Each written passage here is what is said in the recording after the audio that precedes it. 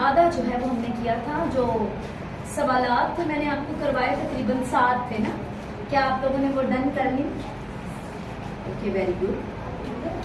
हाँ जी, आगे जो है देखिए, बाइबल का कलाम एक मुकाशिफाती यानी रेवलेशन से भरी हुई किताब। हालेलुया। क्या है? रेवलेशन से भरी हुई किताब। हमेशा याद रखो, कलाम के खोजी बाइबल के स्टूडेंट सदा रहे। जब जिस दिन आपने ये आपको हो गया ना, मैं सीख गया, मैंने बाइबल को सीख लिया, मैंने 2 साल का सेमिनरी कोर्स कर लिया, मैंने बाइबल का कोर्स कर लिया, मैं ऐसे चर्च में जहाँ वचन बहुत प्रीच होता है तो मैंने बहुत से मेन टॉपिक सीख ली।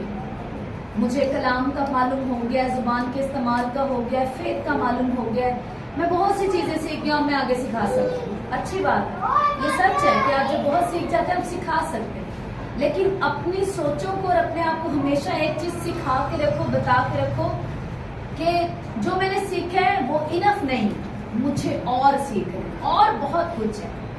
हालेलुया। वो इतना वसी, मैं अपने आप को ये बता लो, ये अपने बिठा लो दिमाग में बात।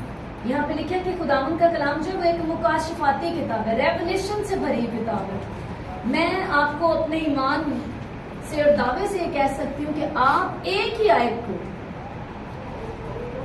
हजारों करोड़ बार भी सुन लो तो भी खुदा कुछ नया जरूर सिखाएगा। इतना मार्वलस, गहरा और रेवलेशन से भरा हुआ उसका कलाम। एक आयत को आप हजारों बार पढ़ लो, हजारों प्रीचर से सुन लो, आप हर बार आपको कुछ यूनिक, कुछ अलग, कुछ नया, जब आप खुद स्टडी करोगे तो भी आप में से उसको और गहरे तौर पे खुदा सिखाएगा। ये बहुत गहरा है।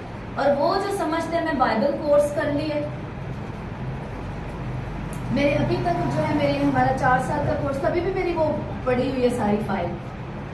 और लेकिन मुझे लगता है जब मैंने अपने स्पिरिचुअल फादर से 2017 से उनकी टीचिंग शुरू की तो मुझे लगा मैंने सीखना ही अभी शुरू किया है। अब जैसे जैसे बढ़ रहे हैं खुदा मुझे और सिखा रहा है तो मुझे लग रहा है सीखना ही अभी शुरू किए। हालेलुया। तो इतना ये गहरा है कि ऐसे लगता है कि जैसे मजे ही होना लगे, भेद खुलने ही अब शुरू हुए। तो इस कभी भी एंड नहीं समझना। ये आपका 2 साल का सफर भी पूरा हो जाएगा, ये किताब पूरी हो जाएगी, लेकिन ये वाली कभी नहीं पूरी होने वाली। उसको सीखते ही जाना, हमेशा सीखो, कहो कि मुझे और सीखना है, मुझे और जानना है, क्योंकि बाइबल मुकद्दस यानी खुदा का कलाम एक रेवलेशन से भरी हुई बुक है, मुकाशफात मिस्ट्रीज से भरी हुई है, नए नए भेद, मुकाशफ, इतना कुछ छुपा हुआ है जो अभी खुलना बाकी है। और आपने ये दिमाग में ठान के रखना है, मुझे अभी बहुत कुछ सीखना। हमेशा जब वचन सीखने की बारी आए, चर्च में बैठे हो, कलाम सीखने की क्लास में आए, एक बात पिता से कहो कि बाप, मैं बच्चे की तरह मुझे और बहुत कुछ जानना है, सीखना, मुझे सिखाएं, मैं जानना चाहता हूँ। और जो लोग इग्नोर करते हैं, जैसे बजाने वाले बजा के बाहर चले जाते हैं, कई गाने वाले गा के बाहर चले जाते हैं, कई अपना काम करके बाहर चले जाते हैं, वो वचन को इम्पोर्टेंट नहीं देते कलाम को, क्योंकि उन्हें लगता है हमें मालूम है कि जितना मुझे चाहिए उतना पता है। तो दिस इज वेरी रॉन्ग। ये डिसऑनर है कलाम का। खुदा ऐसे लोगों पे कभी भी अपने भेद नहीं खोलता। और अगर वो जितने मर्जी बाइबल के कोर्स कर रहे हैं, डिग्रियां चिपका लें दीवारों पे, उनके अंदर कुछ नहीं जाता, अंदर से उसी तरह खाली होता। लेकिन ये वचन, ये कलाम, ये मुकाशफे और इनका खुलना सिर्फ उसी के लिए है जो सदा भूख और प्यास के साथ कलाम को सीखना चाहता है और चाहिए। बाप, मुझे और चाहिए, और सिखा, मुझे और सिखा। हालेलुया। उसके हार्ट को, उसकी मर्जी को, कलाम करने के तरीकों को सब जानना, सीखना, और फिर सीखते ही जाना जब तक यीशु मसीह आ नहीं जाता और हमारी इस जिंदगी का सफर पूरा नहीं होता। इवन देन कि आसमान पर जाकर भी हम सीखेंगे, इतना वहां पर हम मोर देन मोर सीखते ही जाएंगे खुदावन के बारे में, उसकी प्रेजेंस में वो कैसा है, उसके साथ हम सीखते ही जाएंगे, सीखना खत्म नहीं होगा। हालेलुया। तो क्या है बाइबल मुकद्दस यानी खुदा का कलाम क्या है? एक मुकाशफाती किताब है, रेवलेशन से भरी हुई किताब है, जिसे आप सिर्फ अपनी जहानत की बुनियाद पर नहीं समझ सकते। क्यों नहीं समझ सकते? इसका आंसर क्या है? क्योंकि ये बेशक 40 लोगों ने लिखी, तकरीबन 40 राइटर्स ने लिखी, लेकिन पीछे जो लिखवाने वाला था वो एक था, होली स्पिरिट। तो उसकी मदद से, जिसने लिखवाया है उसकी मदद के बिना मैं इसे समझ ही नहीं सकता। हालेलुया। तो जब सबसे पहले होली स्पिरिट हमें चाहिए इसको समझने के लिए, अदरवाइज दुनिया में बेशुमार लोगों ने अपनी मजहबी किताबों के साथ इसका भी रट्टा मार के रखा है। शैतान भी इसको अच्छे से जानता है, उसको भी हिदायत से मुकाशफा तक सारी बाइबल आती है। बहुत से जो जिस पे तनकीद करते हैं, सवालात उठाते हैं, बहस करते हैं कुछ भी गलत साबित करने के लिए, ठीक है, वो क्या करते हैं? उन्होंने इसको याद किया हुआ है, तो क्या उनको ये फायदा दे रही है? ये फायदा थोड़ी दे रही है, ना उन्हें ये जिंदगी दे रही है, ना फायदा दे रही है, ना उन्हें चेंज कर रही है। इसका मतलब ये कुदरत से, कमाल से भरी हुई ऐसी एक सामर्थ्य किताब है कि ये उसी को बदलती है जो इसके आगे सरेंडर करता है, जो उसको इस ख्वाहिश से पढ़ता और सीखता और जानता है कि मुझसे बात कर खुदा, मुझे बदल और मेरे लिए कुछ काम कर। हालेलुया। ये किताब के रूप में ये किताब ही है, लेकिन जब आप इसको बोलते हैं तो ये पावर जो है वो रिलीज होती है, तब ये काम शुरू करती है। तो इसको अपनी अकल से कभी भी समझा नहीं जा सकता जब तक जो इसका लिखवाने वाला है उसकी मदद हमें हासिल ना हो। आमीन। अब पहला ग्रंथियों 2 बाब और उसकी 9 से 14 आए, हवाला निकालें। पहला ग्रंथियों का खत, जल्दी से हवाला निकालें। और कोई एक जिसने निकाल लिया उसको बुलंद आवाज से पढ़े, बहुत वाज़ेह करके और बुलंद आवाज से।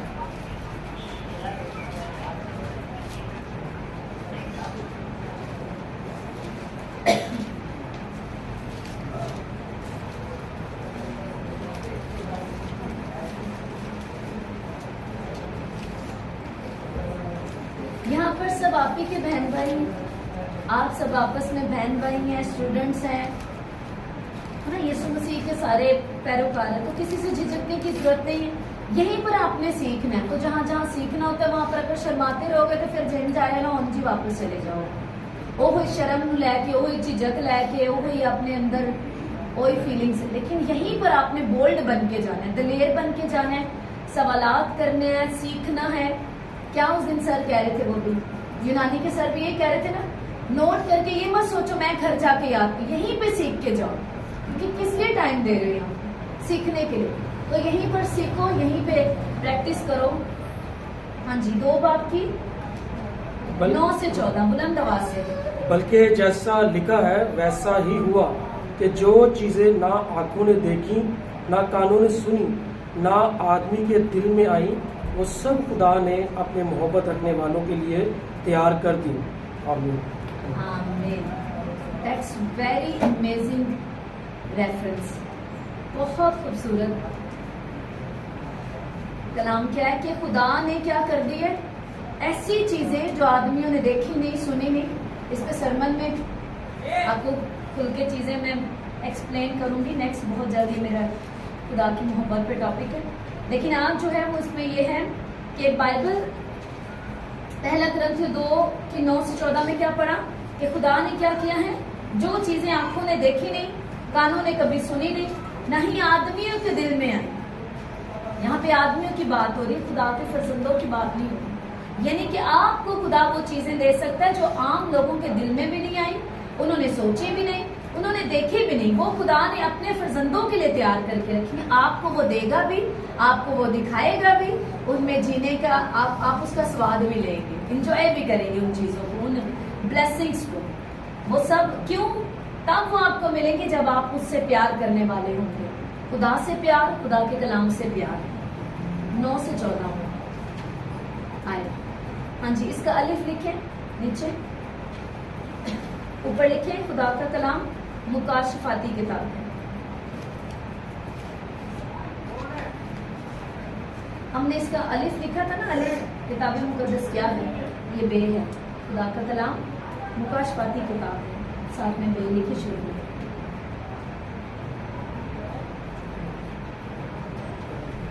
मुकाशफाती किताब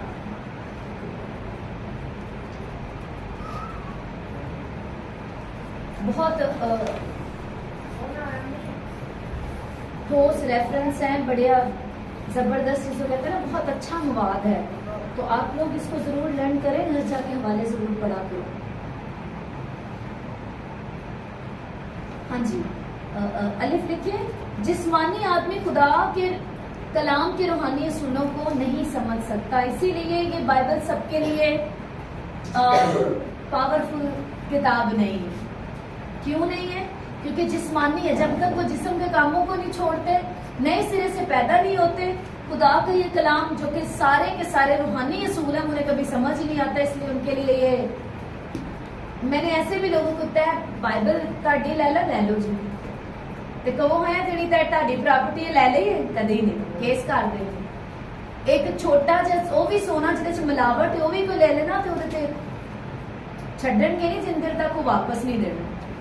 घर की कोई लोकल तो लोकल जी घटिया चीज वो भी गुम हो जाए ना तो नहीं छोड़नी, फलाने तू ले ली, लड़ाई झगड़ा पा लेंगे। लेकिन बाइबल ले लो कोई नहीं, पहले तू ले लो, क्योंकि मालूम नहीं जिस्मानी आदमी जो जिस्म की ख्वाहिशों में कामों में पड़े, वो खुदा के कलाम के जो रूहानी असूल हैं उन्हें कभी नहीं समझ सकता।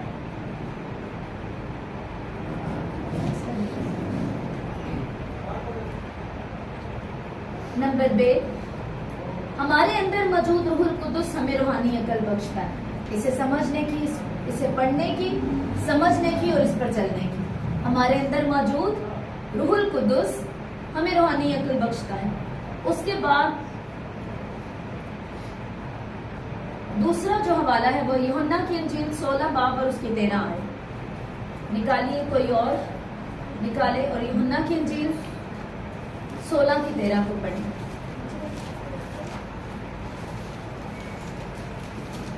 हमें रूहानी अकल बख्शता है। 16 की 13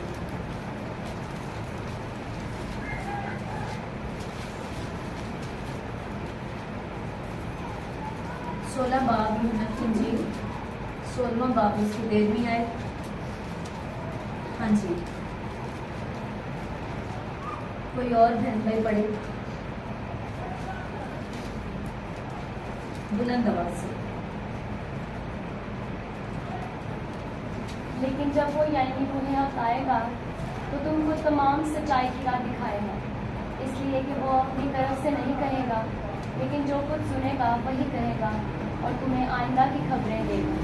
आमीन। हमारे अंदर मौजूद रूहुल कुदुस हमें क्या करता है? रूहानियत बख्शता है। यीशु ने कहा जो मैंने तुम्हें सिखाया है वो तुम्हें याद दिलाएगा और आने वाली बातें तुम पर जाहिर करेगा। यानी कि यीशु मसीह ने हमें वाज़ेह बता दिया, बहुत कुछ है जो जानना और समझना तुम्हारे लिए सीखना जरूरी है। सारी बातें मैं बताकर नहीं जाऊंगा, रूह हक भेजूंगा, वो क्या करेगा? जो मैंने कह दिया उसे याद दिलाएगा तुम्हें। जब बोल रहे थे तो फिर ऊपर देखा करे, तब देखना बंद किया था। यीशु मसीह ने क्या कहा? जितनी बातें मैं सारी नहीं बता रहा, तुम इनकी बर्दाश्त नहीं कर सकते, एक जगह पे लिखे। तो जो मैंने बता दी है वो रूहुल कुदुस तुम्हें वही बातें याद दिलाएगा, और जो आगे बहुत कुछ है, इट्स मीन जीसस क्राइस्ट खुले लफ्जों में बता रहे कि बहुत कुछ जानना और समझना भी बाकी है। तो क्या होगा?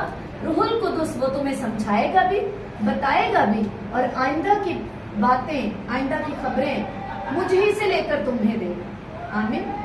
उसे मालूम था सब कुछ हम नहीं समझ सकते, सारा कुछ नहीं जान सकते, तो हेल्पर साथ दिया कि टाइम टू टाइम साथ साथ जो जितनी खोज करे, जो जितना जानना चाहे, जो जितना पढ़ना चाहे, उसको साथ साथ रूहुल कुदुस बढ़ाता जाए। इसीलिए पढ़ना खटना रूहुल कुदुस पर, खुदा पर नहीं डिपेंड करता, हम पर करता। हाँ जी, जीम जैसे वो बे था, अभी नीचे जीम आ जाए, नीचे नीचे नीचे जीम लिखो। बाइबल यानी खुदा का कलाम, खुदा की जिंदगी है। यानी ये जो आपके हाथों में बाइबल मुकद्दस है, ये आम बात नहीं, इसमें यानी ये खुदा की लिखा है यहाँ पर, बाइबल यानी खुदा का कलाम, खुदा की जिंदगी है। खुदा अपनी लाइफ आपको बयान कर रहा है, प्रेजेंट कर रहा है आपके आगे कि आप उसकी लाइफ को पकड़ ले और उसमें जीना शुरू कर दें। आप वचन में जीते, आप खुदा जैसी जिंदगी जिए, उस जिंदगी को आप जी रहे जो खुदा रखता है, जो खुदा के अंदर पाई जाए। आमीन। नंबर 1 इसका हवाला याद करें कि यूहन्ना 1:1 में हमने पढ़ा था कि कलाम खुदा था।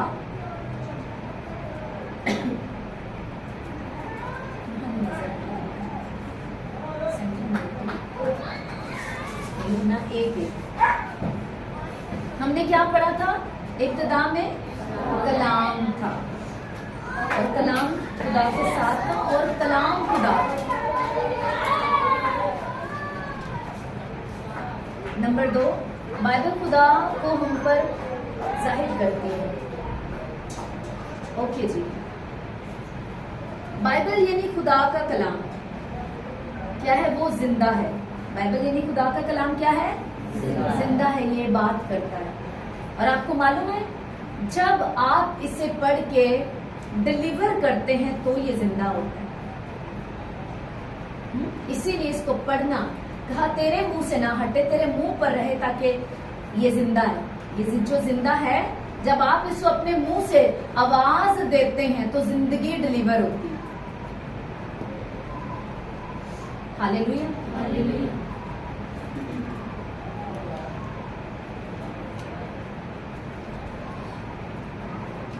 मैं आपके पास जो बाइबल, इसको 1 मिनट ऊंचा करो सर। क्या आवाज आ रही है? आपने इसको ऊंचा किया, आवाज आ रही? इसको आवाज कौन देता है? आप देते हैं इसको आवाज। समझ आ रही है? ज़बूर 103 में लिखा है, खुदा के फरिश्तों तुम जो जोर में भड़कर हो और खुदा के कलाम को सुनकर, अमर इंग्लिश में उसके लिए लिखा, तुम जो खुदा की आवाज को सुनकर। तो खुदा की आवाज, वो फरिश्ते क्या है? हमारे लिए सर्वेंट दिए गए। अब वो जब हमारी आवाज को सुनते हैं, जब हम वचन बोलते हैं, आवाज को सुनते हैं, तो वो अपने काम पे लग जाए। इस लिखे कलाम को जो जिंदा है, इसको आवाज आप देते हैं। खुदा के खादमों के जरिए वो आवाज जाती है। इसीलिए कहते हैं खुदावन की आवाज है। खुदावन जब वो बात करते हैं,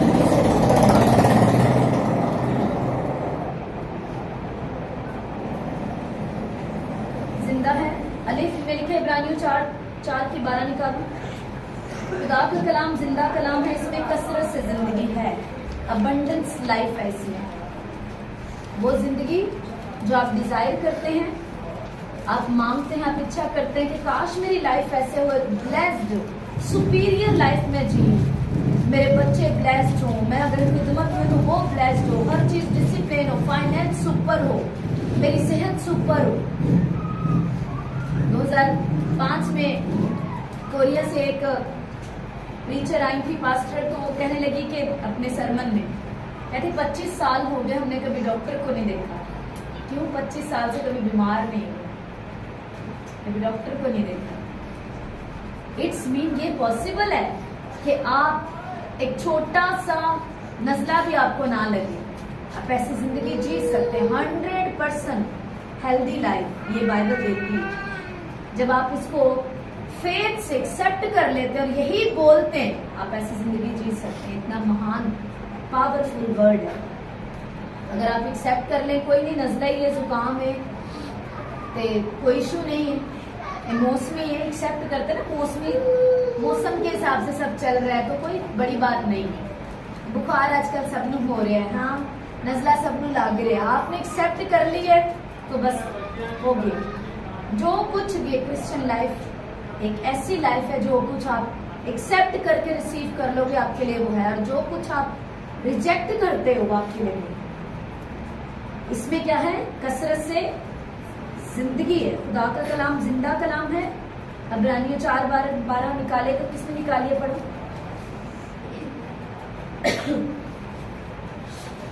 इब्रानियों 4:12 किसी ने नहीं निकाला? जल्दी किया करें, हमारा टाइम बचता है। ऐसे आपको पता है 1-1 मिनट हमारे लिए बहुत इंपॉर्टेंट है, हमें आगे बढ़ना है। 4:12 क्योंकि खुदावंद का कलाम जिंदा और मुअस्सर और एक दो धारी तलवार से ज्यादा तेज है और जान और रूह और हर दर्द और गुर्दे गुर्दे को जुदा करके गुजर जाता है और दिल के ख्यालों और इरादों को जांचता है। आमीन। खुदा का कलाम क्या है? जिंदा है, मुयस्सर है, पावरफुल है, असर करता है और हर एक दो धारी ऐसी तलवार है जिसके दोनों तरफ धार लगी हुई है, ज्यादा तेज है उससे भी, और जान और रूह और बंद बंद और गुदे गुदे को जुदा करके गुजर जाता है और दिल के ख्यालों और इरादों को जांचता है। हालेलुया। और इसमें ये हवाला किसके लिए साथ हमने पढ़ा है कि खुदा का कलाम जिंदा, इसमें कसरत से क्या पाई जाती है? जिंदगी पाई जाती है। वो जिंदगी नहीं जिदे 100 को बीमारियां ने, 100 को रोग ने, 10 हर एक मिनट च 10 को टेंशन ने, वो वाली लाइफ नहीं। बिल्कुल वो लाइफ जो यीशु मसीह के अंदर थी, फेथ से भरी हुई, सामर्थ से, कुदरत से भरी हुई, मिरेकल से भरी हुई, पावर से भरी हुई, जो लाइफ जीसस क्राइस्ट के अंदर थी, वही लाइफ इस वचन में और वही लाइफ में भरता है। आमीन। वो सेम लाइफ इस वचन में, इस कलाम में है, बल्कि ये कलाम वही जिंदगी है जो यीशु ने जी। हालेलुया। जो यीशु में है, जो यीशु है, सीधा सीधा ये वही जिंदगी है जो यीशु खुद है, क्योंकि कलाम यीशु ही कलाम है। ये इस कदर कवि है कि हमारी रूह और हमारे बदन के ख्यालात में और हमारी जिस्मानी और रूहानी इंसानियत के दरमियान इम्तियाज करने की खूबी रखता है। आमीन। आगे लिखे, ये खुदा के और इंसानों के ख्यालात के दरमियान फर्क पैदा करता है। जैसा बाइबल में लिखे, खुदावंद कहता है तुम्हारे ख्याल मेरे ख्याल नहीं।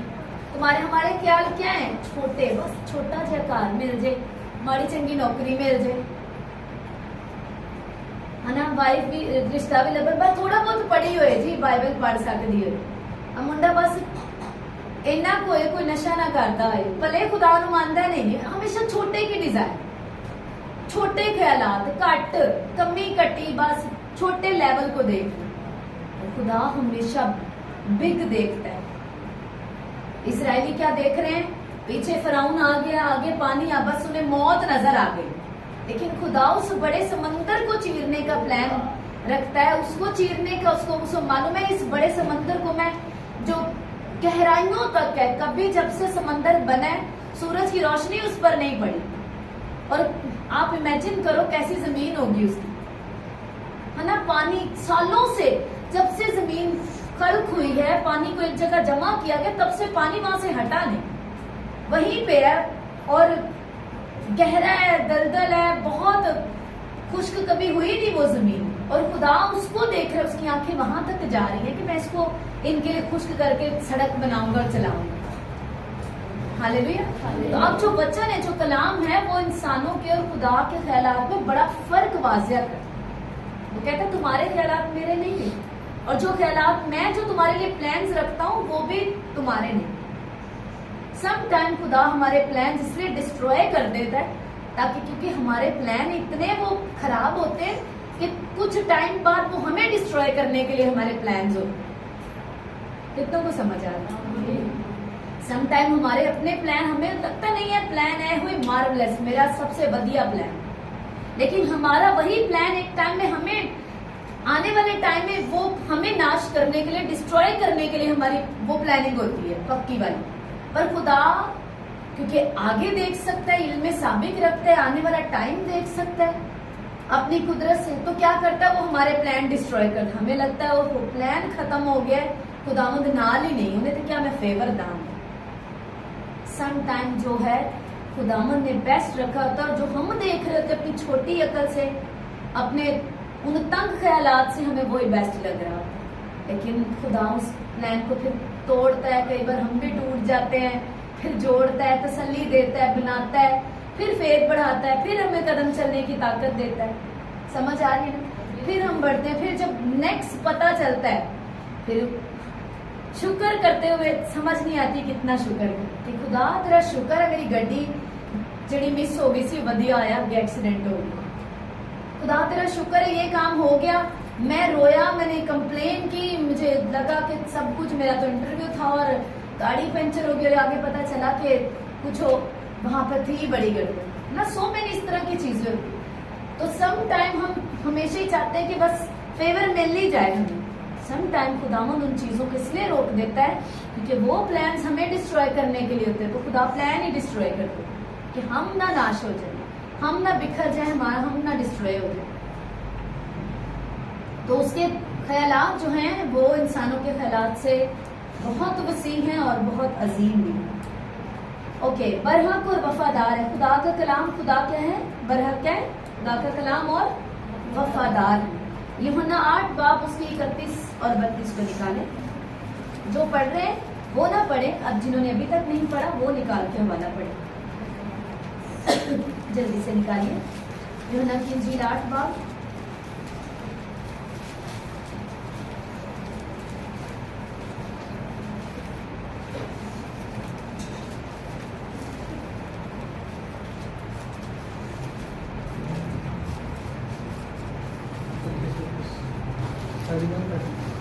उसकी 33 और 32 आयत। यीशु ने कहा कि अगर हम उसमें कायम रहेंगे तो सच्चाई से वाकिफ होंगे।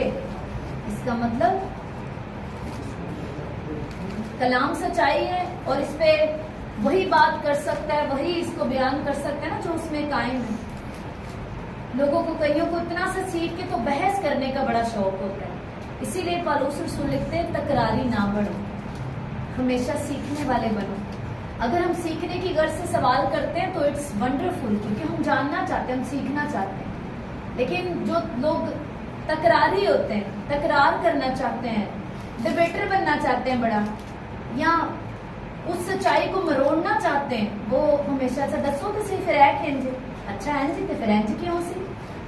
हम सीखने के लिए सीखते तो जितने चाहे सवाल कर सकते हैं सीखने के उसे।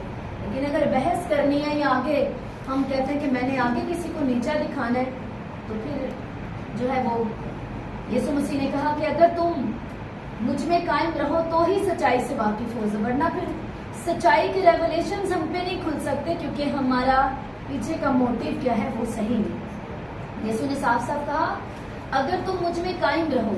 अब जब हम उस यीशु में कायम है, यीशु को जानना चाहते हैं, यीशु से प्यार है, तो हम फिर एक बच्चे की तरह भूख प्यास के साथ वचन सीखेंगे, सवाल करेंगे और फिर ही सच्चाई को समझेंगे, फिर उसमें कायम भी रहेंगे। नंबर 1 यीशु कलाम है यूहन्ना 1:1 के मुताबिक। इसलिए अगर हम उसमें कायम रहेंगे तो सच्चाई से वाकिफ होंगे। अगर यीशु खुद कलाम है, हम यीशु में कायम रहेंगे तो हम कलाम में कायम रहेंगे। आमीन। ज़बूर 119 की 86 आयत 86। यीशु खुदा का कलाम बरहक है। ज़बूर 119 की 86 आयत 86। खुदा का कलाम बरहक है। आगे है मुकाशवा 19 की 11। यीशु बावफा और बरहक है। खुदा का कलाम बरहक और बावफा है। हालेलुया। यानी कि ये रेफरेंस देके हमें ये समझाया जा रहा है कि कलाम बावफा और बरहक है। और यीशु के लिए मुकाशवा में लिखा है 19 की 11 में कि यीशु भी बावफा है, वफादार है और बरहक है। एक दफा हमारे एक अजीज थे, बहुत सालों की बात है, और मैंने तब नया नया बपतिस्मा लिया था, लेकिन वचन के लिए शुरू से मेरी कलाम के लिए एक्साइटमेंट थी, उसको खोजना, पढ़ना, सीखना।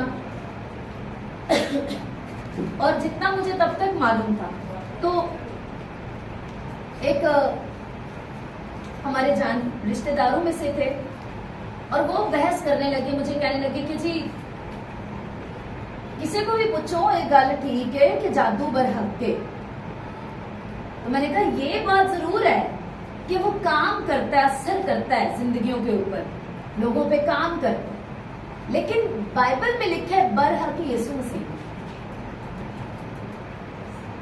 कहने लगे नहीं, मतलब जादू तो जिंज कहते ने जी लोया लोहे नु काटता है, इस तरह अगर जादू होया है तो फिर जादू वाले को ये काम सही हो सकता है। मैंने कहा बाइबल से कितने नहीं लिखे। समझ आ रही? अगर आपको मालूम है ना तो आप इस तरह की झूठी तालीमों में नहीं आओगे। वो मुझसे उम्र में बहुत बड़े थे और मैंने उनको ये मैंने कहा भाई बाइबल में ये नहीं लिखा।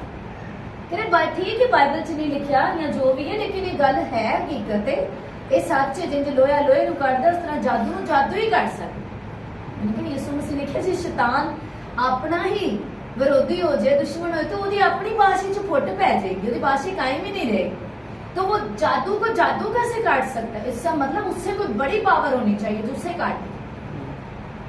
तो मैंने कहा कला ये ठीक है, मैंने देखा है जिंदगियों पे लोगों पे जादू टोने का असर हो गया, जिंदगियां मर भी गए लोग बहुत बुरे हाल में, लेकिन ये मत कहो कि वो बरहक है, असरदार को कहते नहीं जी जादू बरहक है, बरहक यीशु है, लिखा है बाइबल में।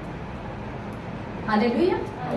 तो इस तरह आपने पक्के हो जाना है, आपको मालूम होना चाहिए। देखो आत्मकाश 19:9 में क्या लिखा है? यीशु बावफा और बरहक है। तो काला जी चिट्टा ते फलाना जितना मर्जी कोई बताए, जितना भी पहुंचा हुआ है बाबा बड़ा सियाना है, यीशु से सियाना कोई नहीं है। यीशु मुझसे कहा मैं अल्फा और ओमेगा हूं, दनाई का शुरू और दनाई का अंत, आखिर मैं। तो उससे बड़ा सियाना कोई था ही नहीं, कोई है ही नहीं, सब सियाने फेल हैं। वो तो खुदा के लोगों की एक छिड़की से उनका कुछ नहीं बचता, तो सोचो क्या यीशु मसीह के आगे खड़े हैं। हालेलुया। जब वो यीशु आप में है, आप में से यीशु को देखकर वो नहीं ठहर सकते। तो कभी भी इस चीज को आपने माइंड में नहीं रखना कि फला आप अकेले सिर्फ अभी बपतिस्मा ही लिए और नए जन्मे मसीही हैं। आप अकेले करोड़ों जो है वो जादू टोने पे अकेले ही हावी हैं। आपको पता है, अगर आपको कलाम की ताकत का और आप पता लग गया कि मसीह में जन्म लेने के बाद अब आप क्या हो चुके हैं, तो आपको पता लग जाएगा। हालेलुया। क्योंकि जिसके बारे में आप सीख रहे हो वो कोई आम ताकत नहीं है, पूरी दुनिया को बनाने वाला और सबसे ज्यादा ताकत से, शक्ति से, कुदरत से भरा वही है। हालेलुया। तो कभी किसी के बहकावे में यानी फैक्ट मुझे दिखा रहा है तो देखो फिर उसका हाल। मैंने कहा मैंने सब देखे, वो बात आप जो कर रहे हो अपनी नॉलेज से कर रहे हो, मैं बाइबल से बात कर रही हूँ, बाइबल कहती है ये। तो इस पे मेरी हमेशा बहस रहती, इसलिए मेरे कजन वगैरह सब कोई भी ना तो बनती थी ना पसंद करते थे, कहते इस तेरी ओथी सुई रहती। अच्छा जी, यीशु क्या है? 19:11। यीशु खुदा का कलाम, जैसे खुदा का कलाम बरहक और बावफा है, यीशु भी बावफा और बरहक है। क्योंकि सिंपल सी बात, यूहन्ना 1 के मुताबिक, 1:1 के मुताबिक यीशु ही कलाम है। तो मतलब यीशु ही की बात हो रही है कि वो बावफा है और बरहक है। तो आज के बाद सुइया डालना, कुछ भी कोई कहे, मजाक उड़ाए, तंज करे, कुछ भी कहे, इस पे जिसकी सुई अटक गई है ना, फिर वही कामयाब है। जो वचन कहते हैं उसके आगे कोई नहीं, जितना मर्जी लेके आ जाए। ओके जी, दायमी यीशु खुदा का कलाम क्या है? बरहक और वफादार। आगे लिखा है यीशु खुदा का कलाम दायमी है, कभी नहीं टल सकता, कायम है। मत्ती 5:18 खुदा के कलाम का एक शोशा भी हरगिज ना टलेगा। खुद खुदावंद यीशु मसीह ने अपने मुंह से फरमाया, और आज भी जब आप उसका मुंह बनते हैं और ये फरमाते हैं तो भी वही फरमा रहा है। हालेलुया। आप उसका मुंह बन सकते हैं, उसने अपने मुंह से ये फरमाया ना, तो आज आपका मुंह खुदा का मुंह बन सकता है। जब आप अपने मुंह से कहते हैं तभी भी खुदा अपने मुंह से कह रहा है क्या कि मेरा कलाम कभी भी टल नहीं सकता। मत्ती 5:18 खुदा के कलाम का एक शोशा भी हरगिज ना टलेगा। जमीन की हर चीज फना हो जाएगी मगर खुदा का कलाम गैर फानी है। फानी मतलब मिट जाने वाली चीज। हमारे अंदर जो हमारी रूह है वो गैर फानी है, वो कभी नहीं मर सकती। लेकिन ये जो हमारी बॉडी है ये एक दिन मर जाएगी, मट्टी में मिल जाएगी। लेकिन जो हमारी अंदर स्पिरिट है वो अपने खालिक के पास, जो कि गैर फानी है हमारी रूह, वो उसी के पास चली जाएगी जो जिसने इसको बनाया। हालेलुया। तो खुदा का कलाम भी क्या है? गैर फानी है, कभी नहीं मिट सकता। हमें ये बात बाइबल में कम से कम 3 बार बताई गई है। यशायाह 40:8 में कि खुदा का कलाम हर चीज, जमीन की हर चीज फना हो जाएगी। तो यीशु मसीह ने कहा आसमान भी टल जाए, छोटी सी बात है, जमीन मिट जाए, फना हो जाए, आम सी बात है। पर मेरे मुंह से निकले कलाम का एक शोशा, एक नुक्ता, शोशा पता है किसे बोलते हैं? ये देखो, ये हो गया नुक्ता, और ये जो मैंने अभी ऐसे करी, ये एक शोशा। एक शोशा भी ये जो लगाते हैं ना, ये इस तरह करके। अब अगर मैंने ये शब्द लिखना है तो ये शीन, ये और बे, तो ये क्या है? कई बार ना कहते हैं ना, कोई इतने इतने लगा देते तो पता ही नहीं किदा किदा की। मालूम होना चाहिए ये है, ये की आदि शक्ल है। जिनको शक्लें आती है ना आदि, उर्दू की उन्हें मालूम है। ये शीन की आदि शक्ल है यहां तक, और ये है आदि शक्ल, और ये पूरा बे। एक शोशा भी, एक नुक्ता भी, एक बिंदु छोटा सा, वो भी यीशु मसीह ने कहा नहीं टलेगा। पूरा लफ्ज और जुमला तो फिर कहाँ की बात है। हालेलुया। एक शोशा, एक नुक्ता भी कभी नहीं टलेगा। जमीन की हर चीज फना हो जाएगी, मगर खुदा का कलाम गैर फानी है। और बाइबल में इसका 3 बार जिक्र है, जो कम से कम बताया गया इसमें। ये साया 40:8 निकालो। 3 लोग हवाला जल्दी से निकाल लें। साया 40:8 अलग अलग लोग। पहला पत्रस 1:24 और 25 आए। मरकस 13:31। पहला पत्रस पहला बाब 24 और 25 आए। मरकस 13:31। ताकि नीचे लिख सकें।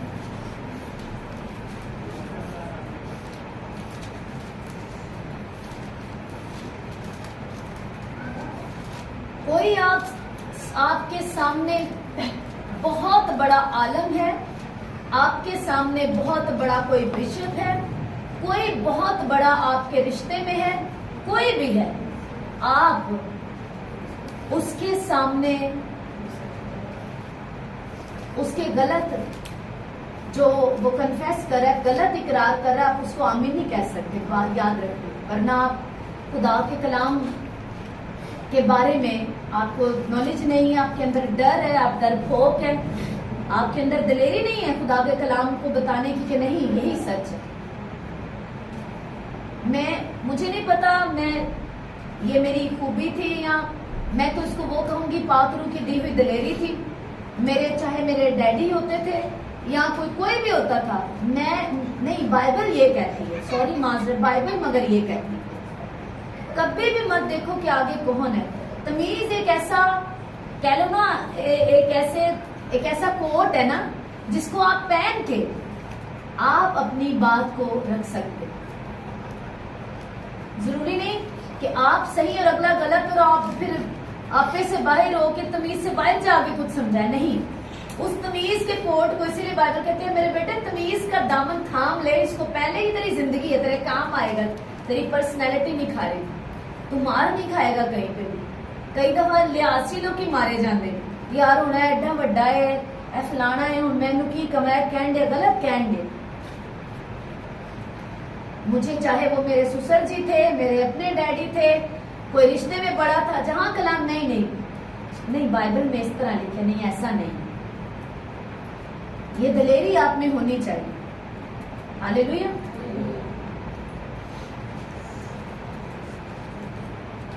ये बात हमें अब ये हवालों को पढ़ो, और अगर आप डर जाते हैं, बाइबल की बात नहीं करते, आप उसके अच्छे बेटे और बेटी नहीं हैं, आप डरपोक है, और डरपोक खुदा की बादशाह में नहीं जाएंगे।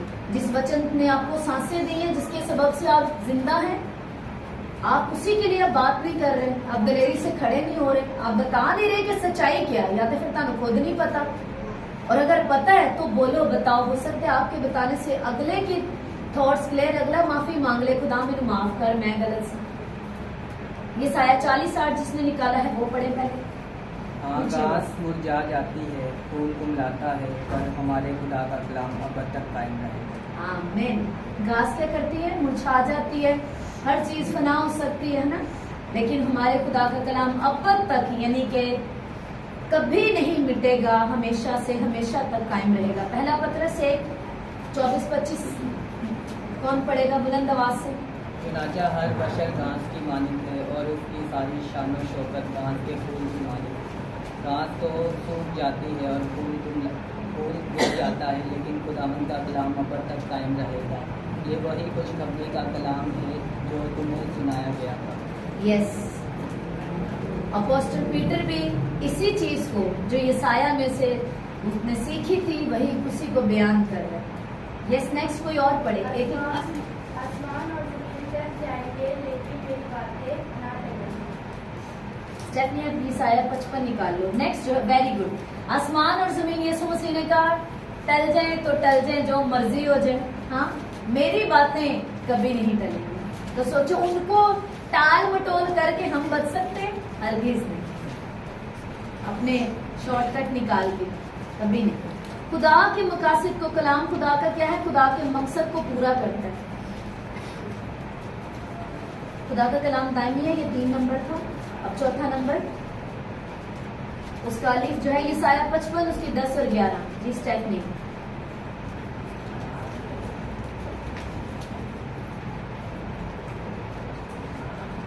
जल्दी जल्दी जल्दी जल्दी, अगले टॉपिक पे जाना है। क्योंकि जिस तरह आसमान से बारिश होती है और बर्फ पड़ती है और फिर वो वहाँ वापस नहीं जाती बल्कि ज़मीन को सराब करती है और उसकी शदाबी और रवानगी का बायस होती है, ताकि बोलने वाले को बीज और खाने वाले को रोटी दे, उसी तरह मेरा कलाम जो मेरे मुंह से निकलता है होगा। वो बेअंजाम मेरे पास वापस न आएगा, बल्कि जो कुछ मेरी ख्वाहिश होगी वो उसे पूरा करेगा और उसका काम में जिसके लिए मैंने उसे भेजा। आमीन। यानी कि खुदावंद का कलाम असल किए बिना वापस नहीं लौटता और अपने मकसद को पूरा करता है। हाँ जी, इस हवाले को खुदा के इल्फाज के तौर पर देखें, ना कि इंसान के। दूसरा पतरस पहले बाब की जो 20 और 21 थी, और पहले ये जान लो कि किताब मुकद्दस की किसी नबूवत की बात की तावील किसी के जाती प्यार पर मौकूफ नहीं, क्योंकि नबूवत की कोई बात आदमी की ख्वाहिश से नहीं हुई, बल्कि आदमी रूहुल कुद्दुस की तहरीक के सबब से खुदा की तरफ से बोलते हैं। जैसा कि यसाया जो 40 की 8 में हवाला था, उसी को पौलुस जो अपोस्टल हैं रसूल पतरस ने उसी को बयान किया है। और यहाँ पर एक बात बताई जा रही है, किसी भी आयत की लंबाई या उसका छोटा होना, लंबाई या उसका तवील होना, लंबा होना या उसका छोटा होना आदमी की ख्वाहिश से नहीं हुआ। बाइबल मुकद्दस में आयतें लंबी हैं, कुछ आयतें छोटी हैं, कुछ बाब जो हैं वो छोटे हैं, कुछ लंबे हैं। तो ये किसी आदमी की ख्वाहिश से नहीं किया बाब में एडे लिखना है, मैं दूसरा बाब शुरू करना है, ऐसा नहीं। हर एक बात आगे लिखे है। हमें इस बात को समझना है कि नबूवत की कोई बात भी आदमी की ख्वाहिश से नहीं, बल्कि आदमी रूहुल कुद्दुस की तहरीक से के सबब से खुदा की तरफ से ही बोलते थे। अब यसाया 8 में जो है वो आयत छोटी बात है ना, वो के नहीं लौट, उसी को पतरस और लंबा करके बयान कर रहा है। तो इसका मतलब ये नहीं कि पतरस बीच में अपना भी थोड़ा ट्विस्ट डाल रहा है, ऐसा नहीं। वो खुदा की रूह की तहरीक से ही बोल रहा है, हालेलुया, और कलाम की ही बात कर रहा है कि वो कभी नहीं करेगा। हाँ जी, यसाया 55 की 10 आयत जो अभी हम पढ़ी, बारिश आसमान से बरसती है। बारिश कहाँ से आती है? आसमान से, और दोबारा ऊपर जाती है। जानती तो नहीं खुशाक किसे? अच्छा, सबके नीचे ही आती है। चलिए ठीक है, इस बात में सारा सबका इत्तेफाक है। बारिश आसमान से बरसती है और दोबारा ऊपर नहीं जाती, मगर जमीन को क्या कर देती है? सैराब करती है, ताकि बोने वाले के बीज को बारबर करे। आयत 11 में क्या लिखा है? 55 की 11 आयत में इसी तरह अब एग्जाम्पल दी है। पहले क्या की है? जैसे बारिश बरसती है फिर वापस ऊपर नहीं जाती, एग्जाम्पल दी है। इसी तरह बोलो, इसी तरह भले सेम मतलब तरीके, उसी तरह खुदा का कलाम भी जिस तरह बारिश बीज में जिंदगी पैदा करती है, उसी तरह खुदा का कलाम हमें जिंदगी बख्शकर हमें बढ़ने और पुख्ता होने में मदद करता है। आपने देखा ना बारिश के बाद कितने ज्यादा नए नए पौधे उग जाते हैं, पहले वालों को रौनक मिल जाती, इतने खिले खिले ब्यूटीफुल लगते हैं। एक अलग ही ग्रीन कलर उन दिनों में दिखता है, बहुत प्यारा लगता है। बहुत से नए छोटे छोटे पौधे वो पहले से उसमें बीज होते हैं, जब बारिश आती है तो उनमें जिंदगी आ जाती है उन बीजों में। हालेलुया। क्योंकि जैसे बारिश जो है वो उन बीजों में जिंदगी डाल देती है, ऐसे खुदा का कलाम हमारे अंदर जिंदगी को और पुख्तगी को, मेच्योरिटी को डाल देता है। हम जो है वो स्ट्रांग हो जाते हैं, हमें बढ़ने में पुख्तगी देता है और हमारी पुख्ता होने में और स्ट्रांग और ज्यादा मेच्योर होने में हमारी मदद करता है। खुदा का कलाम खाली नहीं है, सब मेरे पीछे पढ़ो, खुदा का कलाम खाली नहीं है। ये वापिस खुदा की तरफ नहीं लौटता, बल्कि अपने मकसद को पूरा करता है। ये अपना वो काम जरूर मुकम्मल करता है जिसके लिए इसे नाजिल किया जाए। समझ आई? आमीन। खुदा का कलाम खाली नहीं है, नंबर 1। दूसरी बात, ये खुदा की तरफ वापस, जैसे बारिश, वेरी सिंपल एग्जांपल, बारिश जैसे वापस नहीं ऊपर जाती, खुदा का कलाम भी वापस ऊपर नहीं खुदा के पास लौटता जब तक अपना मकसद पूरा न कर ले। और ये वो काम जरूर मुकम्मल करता है, पूरा करता है जिसके लिए इसे नाजिल किया जाता है। नंबर 5 है, खुदा का कलाम कभी तब्दील नहीं होगा। इसके लिए हवाले लिख लें। ज़बूर 119 की 89 ये अब तक कायम है। मलाकी 3 की 16, 3 की 6।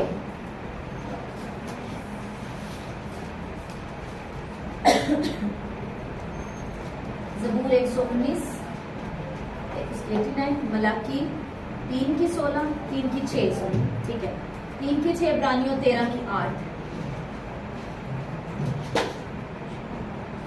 3 मुख्तलिफ लोग हवाला निकाल लेंगे।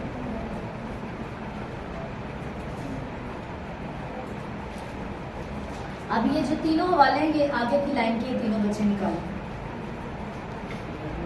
ज़बूर 119, 89,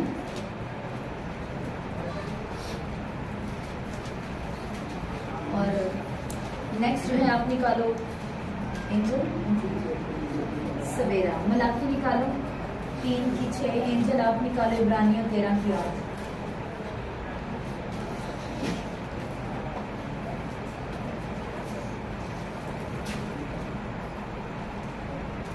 हाँ जी, बुलंद आवाज से।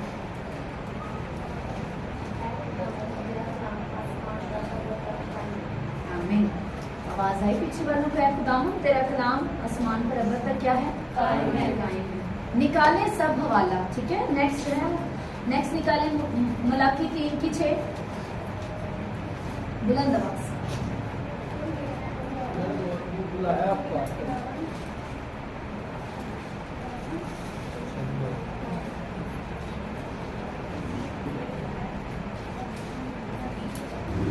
मलाकी 3, 6 किसी और ने निकाला तो पढ़ो बुलंद आवाज। क्योंकि मैं खुदावंद ला तब्दील हूँ, इसीलिए ऐ बनी याकूब तुम मेरे नहीं हुए।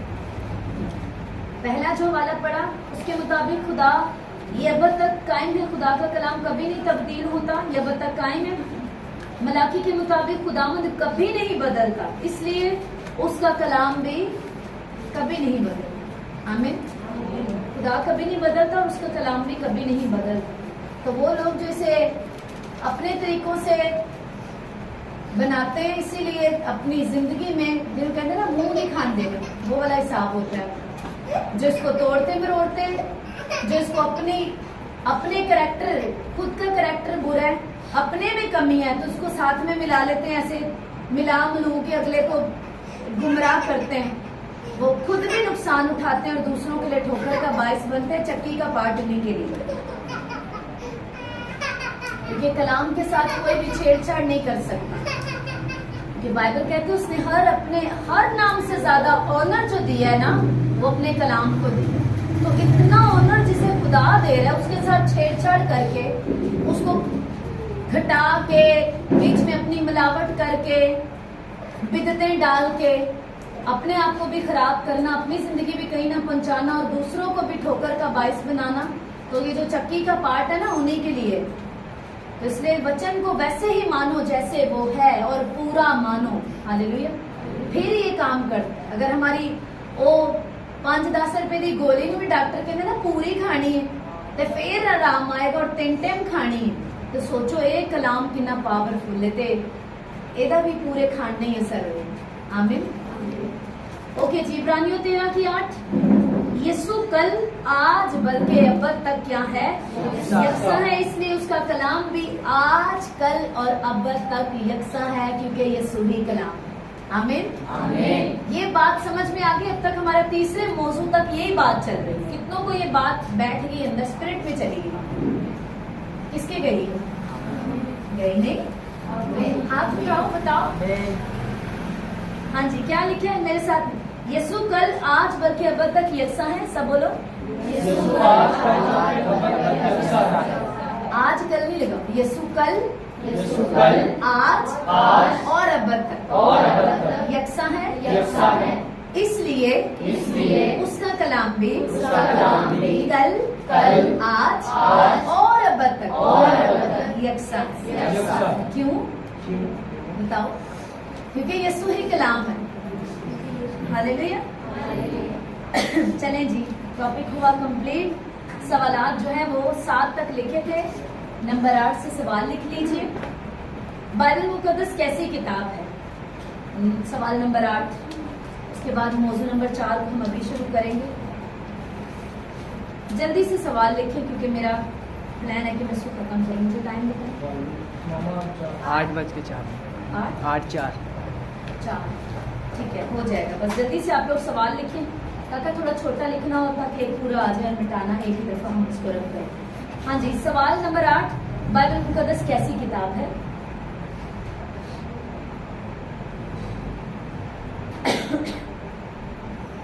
सवाल नंबर 9 रूहानी अकल और जिस्मानी अकल किस तरह खुदा को समझते हैं?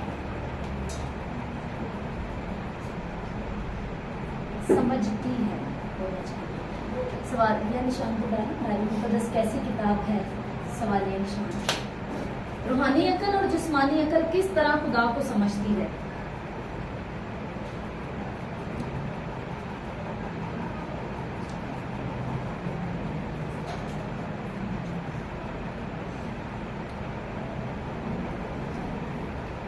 आपने कभी ऐसे प्रीचर देखे हैं टॉपिक कोई हुंदा ते पता नहीं किथे दे किथे, है ना? ऐसे नहीं बनना।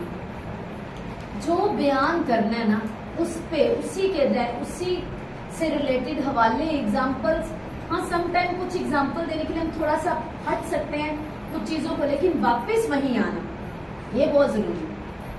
सम टाइम बेस बनाने के लिए हमें कुछ बेसिक चीजें ऐड करनी पड़ती है समझाने के लिए, ताकि हम अपने टॉपिक पे आ जाए, उसको समझा सकें। लेकिन अब जो सवालों के आप लोगों ने जवाब देने हैं, जो टेस्ट में देने हैं, वो आपने इन्हीं अपने टॉपिक्स के अंदर रह के, इन्हीं हवालों के अंदर इसी मॉल के अंदर घूमना है। बाहर दूसरे बाजार को मत देखना सामने वाले, ठीक है? अपने मॉल के अंदर रह के वहां से खरीदारी करना, वहीं से अपना बेस्ट निकालना। चलें जी, हो गया। सवाल नंबर 10 लिखें। खुदा का कलाम जिंदा है, कॉमा डलेंगे दोनों साइडों पर। खुदा का कलाम जिंदा है, इस मजमून पर बहस करें। खुदा का कलाम है, क्या है? जिंदा है।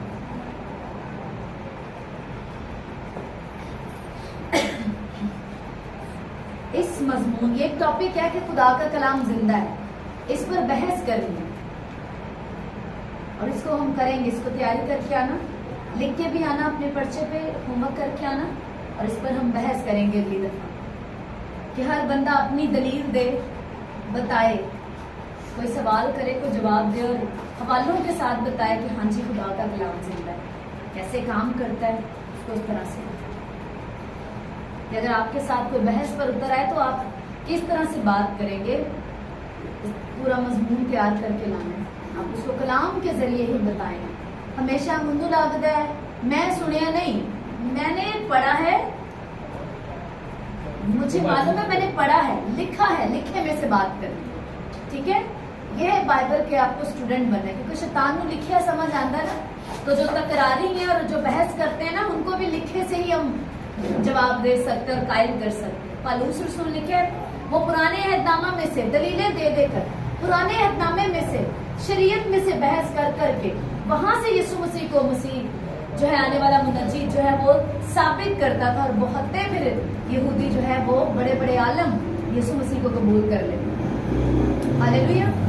तो शैतान को भी लिखे कलाम में से जवाब देना है, और जो तकरारी हैं, जो सवाल करते हैं या जिनको आपने कायल करना है, उनको भी आप लिखे कलाम में से ही कायल करोगे। मैनू लगता है, मेरा ख्याल है, मैं सुने है नहीं चलेगा। हालेलुया। चले जी, खुदा का कलाम जिंदा, इस मजमून पर बहस करेंगे। सवाल नंबर 11, खुदा का कलाम,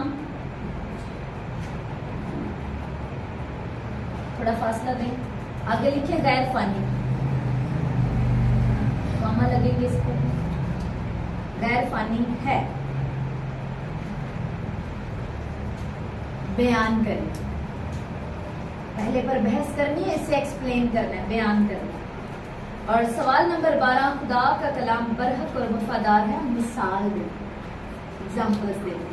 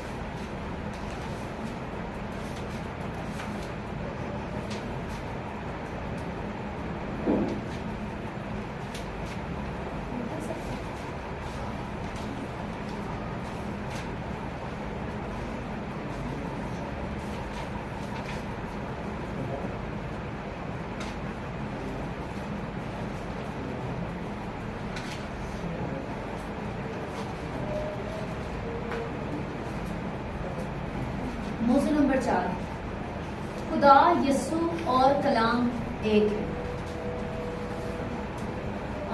ऐसे कभी नहीं मिटाते बेटा, ऊपर से मिटाते हैं, ताकि जो नीचे का लिखना है लिख सके, लिखने हैं बच्चे।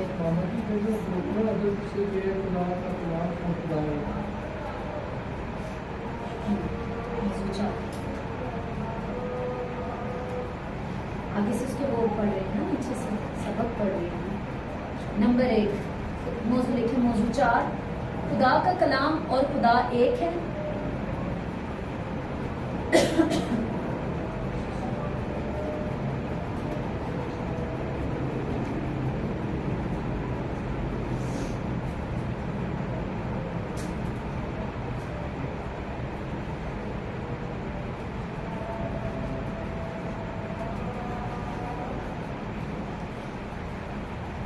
खुदा का कलाम और खुदा एक हैं। नंबर 1, खुदा कौमा यीशु और कलाम एक है।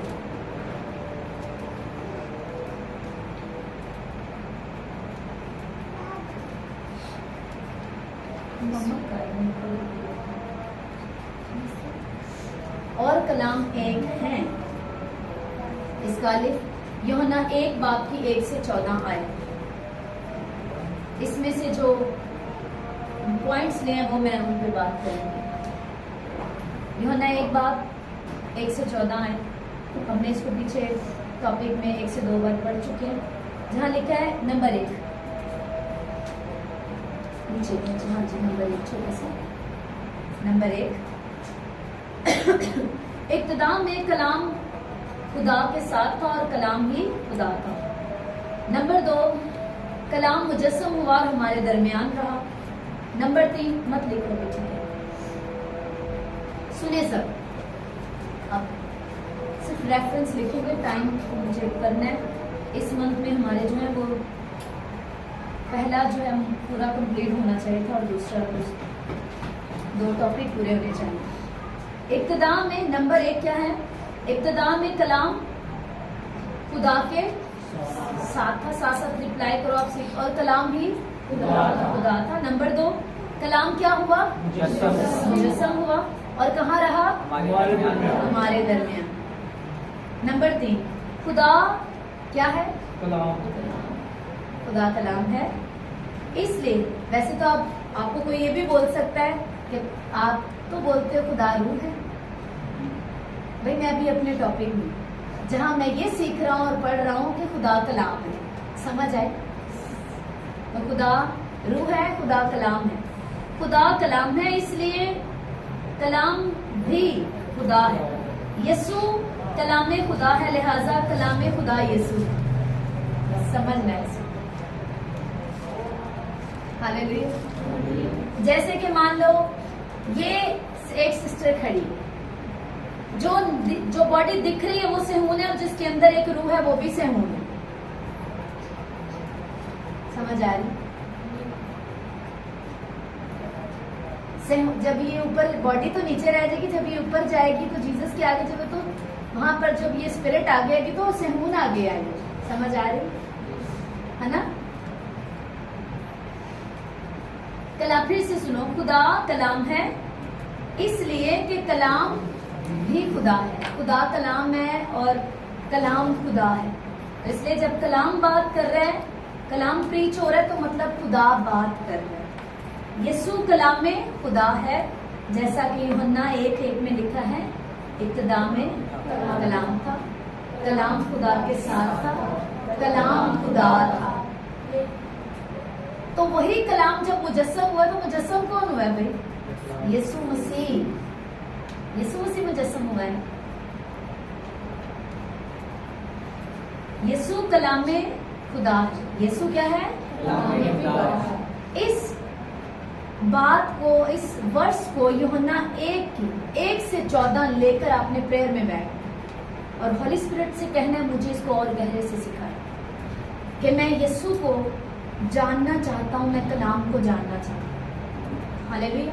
जब आप कह रहे मैं यसू को जानना चाहता हूं, मतलब आप कह रहे मैं कलाम को जानना चाहता हूं। जब आप कह रहे मैं कलाम को जानना चाहता हूं, मतलब आप कह रहे मैं यसू को जानना चाहता हूं, क्योंकि वो एक वही है। वही यसू कलाम है जो मुजस्सम हो गया, जो बॉडी लेके हमारे बीच में आ गया, हमारे दरमियान में। लिहाजा कलाम खुदा यसू है। नंबर 4, किताब मुकद्दस की जानिब हमारा रवैया जाहिर करता है कि खुदा हमारी रोजमर्रा जिंदगी में क्या अहमियत रखता है। जितना ज्यादा आपका खुदा के कलाम की तरफ कि उसकी जानिब आपका रुझान है, वो इस बात को जाहिर करता है कि खुदा का आपकी रोजमर्रा जिंदगी में कितनी अहमियत खुदा रखता है। नई तख्लीक के हकायक अज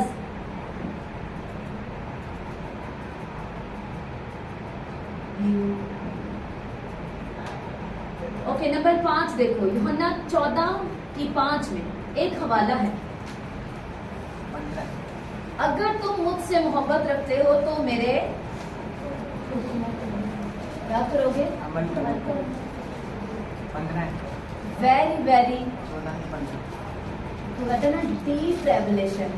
दिखने में आयत बड़ी ही सादा लगती है, लेकिन बहुत गहरा वचन है। बहुत सीधे जुमले में बहुत पावरफुल बात यीशु मसीह ने कह दी। अगर बोलो, अगर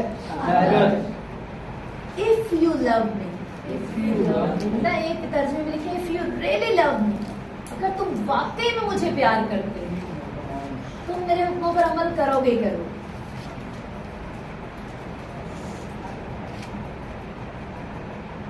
हुक्म मानना उस बंदे के लिए कोई बड़ी मिस्ट्री नहीं है, कोई बड़ा ना बवाल नहीं है। हुक्म मानना परेशानी की बात नहीं है जो लव करता है जीसस क्राइस्ट। अगर तुम मुझसे मोहब्बत करते हो तो मेरे हुक्मों पर अमल करोगे। छठी बात जो है, कलाम मुकद्दस को हर रोज पढ़ने से आप इस बात का इजहार करते हैं कि खुदा आपकी रोजमर्रा जिंदगी में अहमियत रखता है, बहुत खास है। जिस तरह से किचन में बाकायदा तौर पर खाना पकता है ना, तो खुराक हमारी जिंदगी में बड़ी अहमियत रखती है, हमारे जिस्म की ताजगी के लिए, जिंदा रहने के लिए। ऐसे ही है ना? तो रोज बाइबल पढ़ना इस बात का सबूत है कि खुदा का कलाम भी आपकी जिंदगी में बड़ी अहमियत रखता है। बे, जैसे ऊपर अलिफ लिखा था, बे है जब, ओके सुने लो, जब हम कलाम को पढ़ते हैं तो हमारा रवैया ऐसा होना चाहिए कि गोया आसमानी बाप खुद हमसे हम कलाम है। इसीलिए बिना डिस्टरबेंस के कलाम को पढ़ा करें। इर्द गिर्द कोई शोर ना हो, किचन में कुछ पक ना रहा हो, बच्चे आवाजें ना लगाते हों, मामा आवाजें ना देती हो काम छाट गई है, कुछ भी अपने काम टाइम से पूरे करके बैठो, क्योंकि अब आपको खुदावन की प्रेजेंस में बैठने। जब आप बाइबल पढ़ते हैं तो ये मेंटेलिटी रखो, जब मैंने बाइबल खोलनी है तो खुदा ने मुझसे बात करना शुरू कर देनी, तो उसकी आवाज को, उसकी बात को सुनने के लिए उसे ऑनर देना है। तो मुझे इस इर्द गिर्द की जो डिस्ट्रक्शन है उसको खत्म करके बैठना है, ताकि मैं उसकी सुन सकूं वो क्या बात कर रहा है, वो क्या कह रहा है अपने लिखे कलाम में से। मुझे उसको मुझे समझना है, फिर उस पर मुझे चलना है। तो उसे याद करने के लिए मुझे पूरे फोकस के साथ सुनना पड़ेगा। जिसे अपने पसंद की फिल्म देखते हैं ना, पूरी तवज्जो लगा के, बच्चों को चुप कर जा सबको, कोई ऐसी न्यूज चल रही है तो सुनने दे क्या चल रहा है। तो जब खुदा बात कर रहा है, बाइबल पढ़ रहे, तो पूरे कंसंट्रेशन के साथ पढ़े। आमीन। एक टाइम डिसाइड करने का फायदा ये होता है कि उससे पहले आप फुर्ती के साथ सब काम निपटा सकते हैं, और फिर ठहराए टाइम पर आप बैठ जाओ। पहला तसलीकियों 2:13 है। जब हम बाइबल को पढ़ते हैं, जो कि रूह की तहरीक पाने वाले आदमियों से लिखी, तो हम ये महसूस कर सकते हैं कि ये दर हकीकत खुदा का कलाम है जो हमें बख्शा गया है। पहला तसलीकियों 2:13।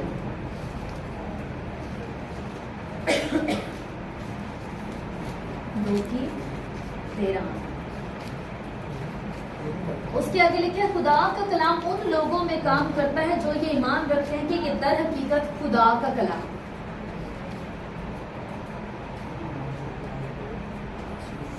खुदा का कलाम किन लोगों की जिंदगी में काम करता है? यानी कि हर एक की जिंदगी में खुदा का कलाम काम नहीं करता। कईयों को ये बात अच्छी नहीं लगती, मगर हर एक की जिंदगी में खुदा काम नहीं करता। ये उसी की जिंदगी में काम करता है जो ईमान के साथ इसे कबूल करता है और चाहता है और अपने आप को, दिल को खोलता है, हाँ मेरी जिंदगी में खुदा का कलाम पूरा हो, काम कर। नंबर 1, इसमें ईमान शामिल होता है। इब्रानियों 11:6 कहती है, और बगैर ईमान के उसको यानी खुदा को पसंद आना इम्पॉसिबल है, नामुमकिन है। नंबर 3, खुदा हर काम ईमान से करता है। हमने मौजू 1 में ये सीखा था, मौजू 1 में सीखा था ना, खुदा हर काम ईमान से करता है। नंबर 2 है, कलाम मुकद्दस खुदा की जिंदगी को जाहिर करता है। 2 तिमोथियस 3:16, हर एक सहीफा खुदा के इल्हाम से है। हमारा भी पहले हम देख चुके हैं। आगे लिखे हैं पैदाइश 2:7 में, सुने जो साथ साथ लिख रहे हैं हवाले लिख लें, जो साथ साथ टॉपिक के जो मैं बोल रही लिख सकते हैं आप जरूर लिखें, बाकी हवाला लिखने के बाद मेरी तरफ देखें। सुने, खुदा ने पैदाइश 2:7 के मुताबिक, पैदाइश 2:7 के मुताबिक खुदा ने इंसान के नथनों में जिंदगी का दम फूंका और वो जीती जान हुआ। आइए एक बार फिर यूहन्ना 1 बाब को देखें। हम यूहन्ना 1 बाब 1 से 3 को पढ़ चुके हैं। आइए अब इसकी 4 आयत पर नजर डालें। उस कलाम में जिंदगी थी, उसमें क्या है, उसमें यानी इस कलाम में यहाँ यीशु की बात हो रही है कि उसमें क्या थी, जिंदगी थी, और वही जिंदगी पढ़ा। कितनों को वो टॉपिक याद आ रहा है जो मैंने वीडियो दिखा के साथ में बताया? उसमें जिंदगी थी और वही जिंदगी आदमियों का नूर बनी। यानी जो इंसान दुनिया में आने लगता है वही जिंदगी उसको रोशन करती है, जो कि यीशु मसीह है। हर वो चीज जो खुदा से है वो कलाम भी है। हर वो चीज जो खुदा है वो कलाम भी है।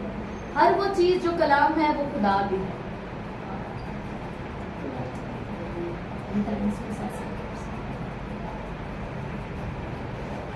इस टॉपिक को ना, इस मौजूद को आपने घर जाना है, प्रेयर में बैठने, इसको रीड करना, इसके सारे रेफरेंस पढ़ने और फिर इसको शीशे के सामने खड़े होके या खुद से जैसे बात कर रहे हैं आपने इसको बोल बोल के रिपीट करना है ताकि आपकी स्पिरिट में ये चला जाए।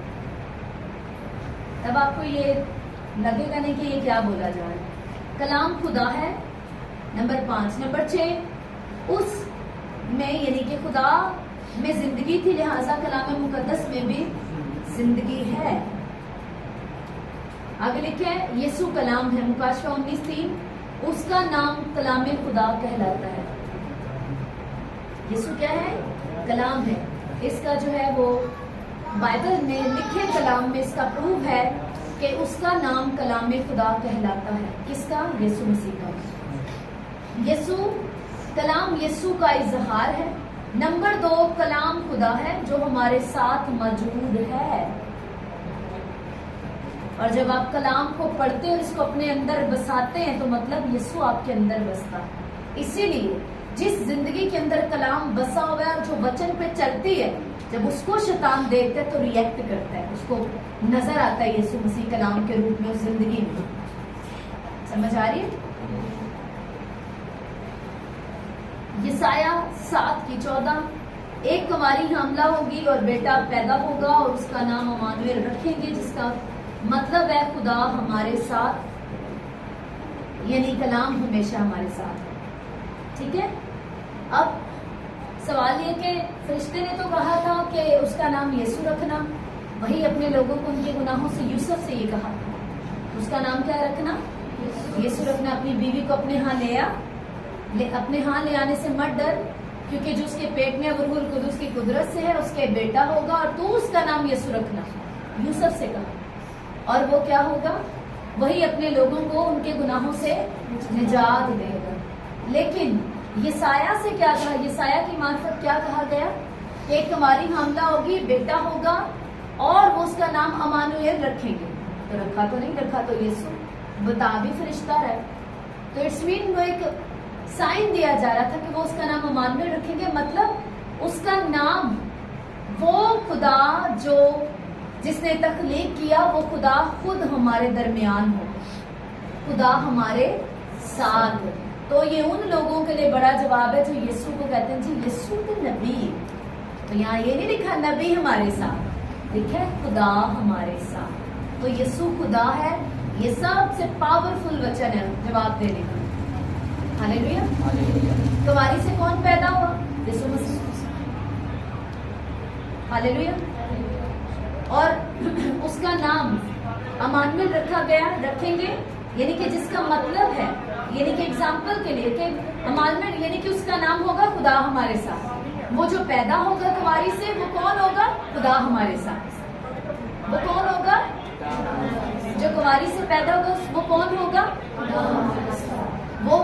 वो है खुदा हमारे साथ, यानी कि जो कुंवारी से पैदा हो रहा है वो खुदा हमारे साथ है। वो खुदा है जो हमारे दरमियान आ गया, हमारे बीच में, जो यूहन्ना में तुम पढ़ रहे हो।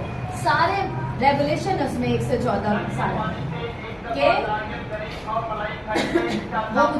और कलाम मुजस्सम हुआ और फजल और सच्चाई से मामूर होकर हमारे दरमियान रहा। आमीन।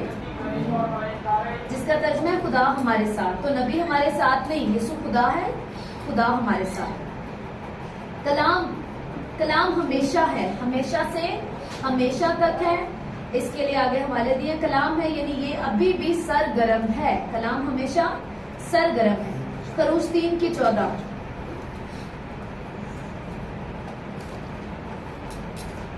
खरूज 3:14 आयत।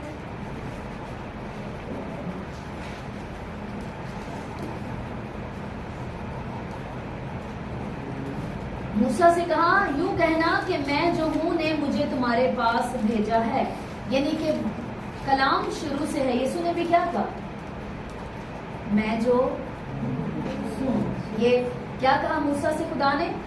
यूं कहना मैं जो हूं ने मुझे तुम्हारे पास भेजा। तो यीशु मसीह को क्या? यीशु ने कहा दरवाजा मैं हूं, जिंदगी की रोटी मैं हूं। जब वो डर गए, उन्हें लगा कोई भूत है, तो यीशु मसीह ने कहा डरो मत, ये नहीं यीशु मसीह ने कहा मैं यीशु हूँ। यीशु मसीह ने क्या कहा? डरो मत, मैं हूँ। मतलब वही खुदा तुम्हारा जो तुम्हें छुड़ाता रहा, बचाता रहा, मैं वही खुदा हूँ। तो जी में यूहन्ना 8 उसकी 58 आए, यीशु कहता है बेशतरी से कि अब्राहम पैदा हुआ मैं हूँ। यीशु कलामे खुदा है।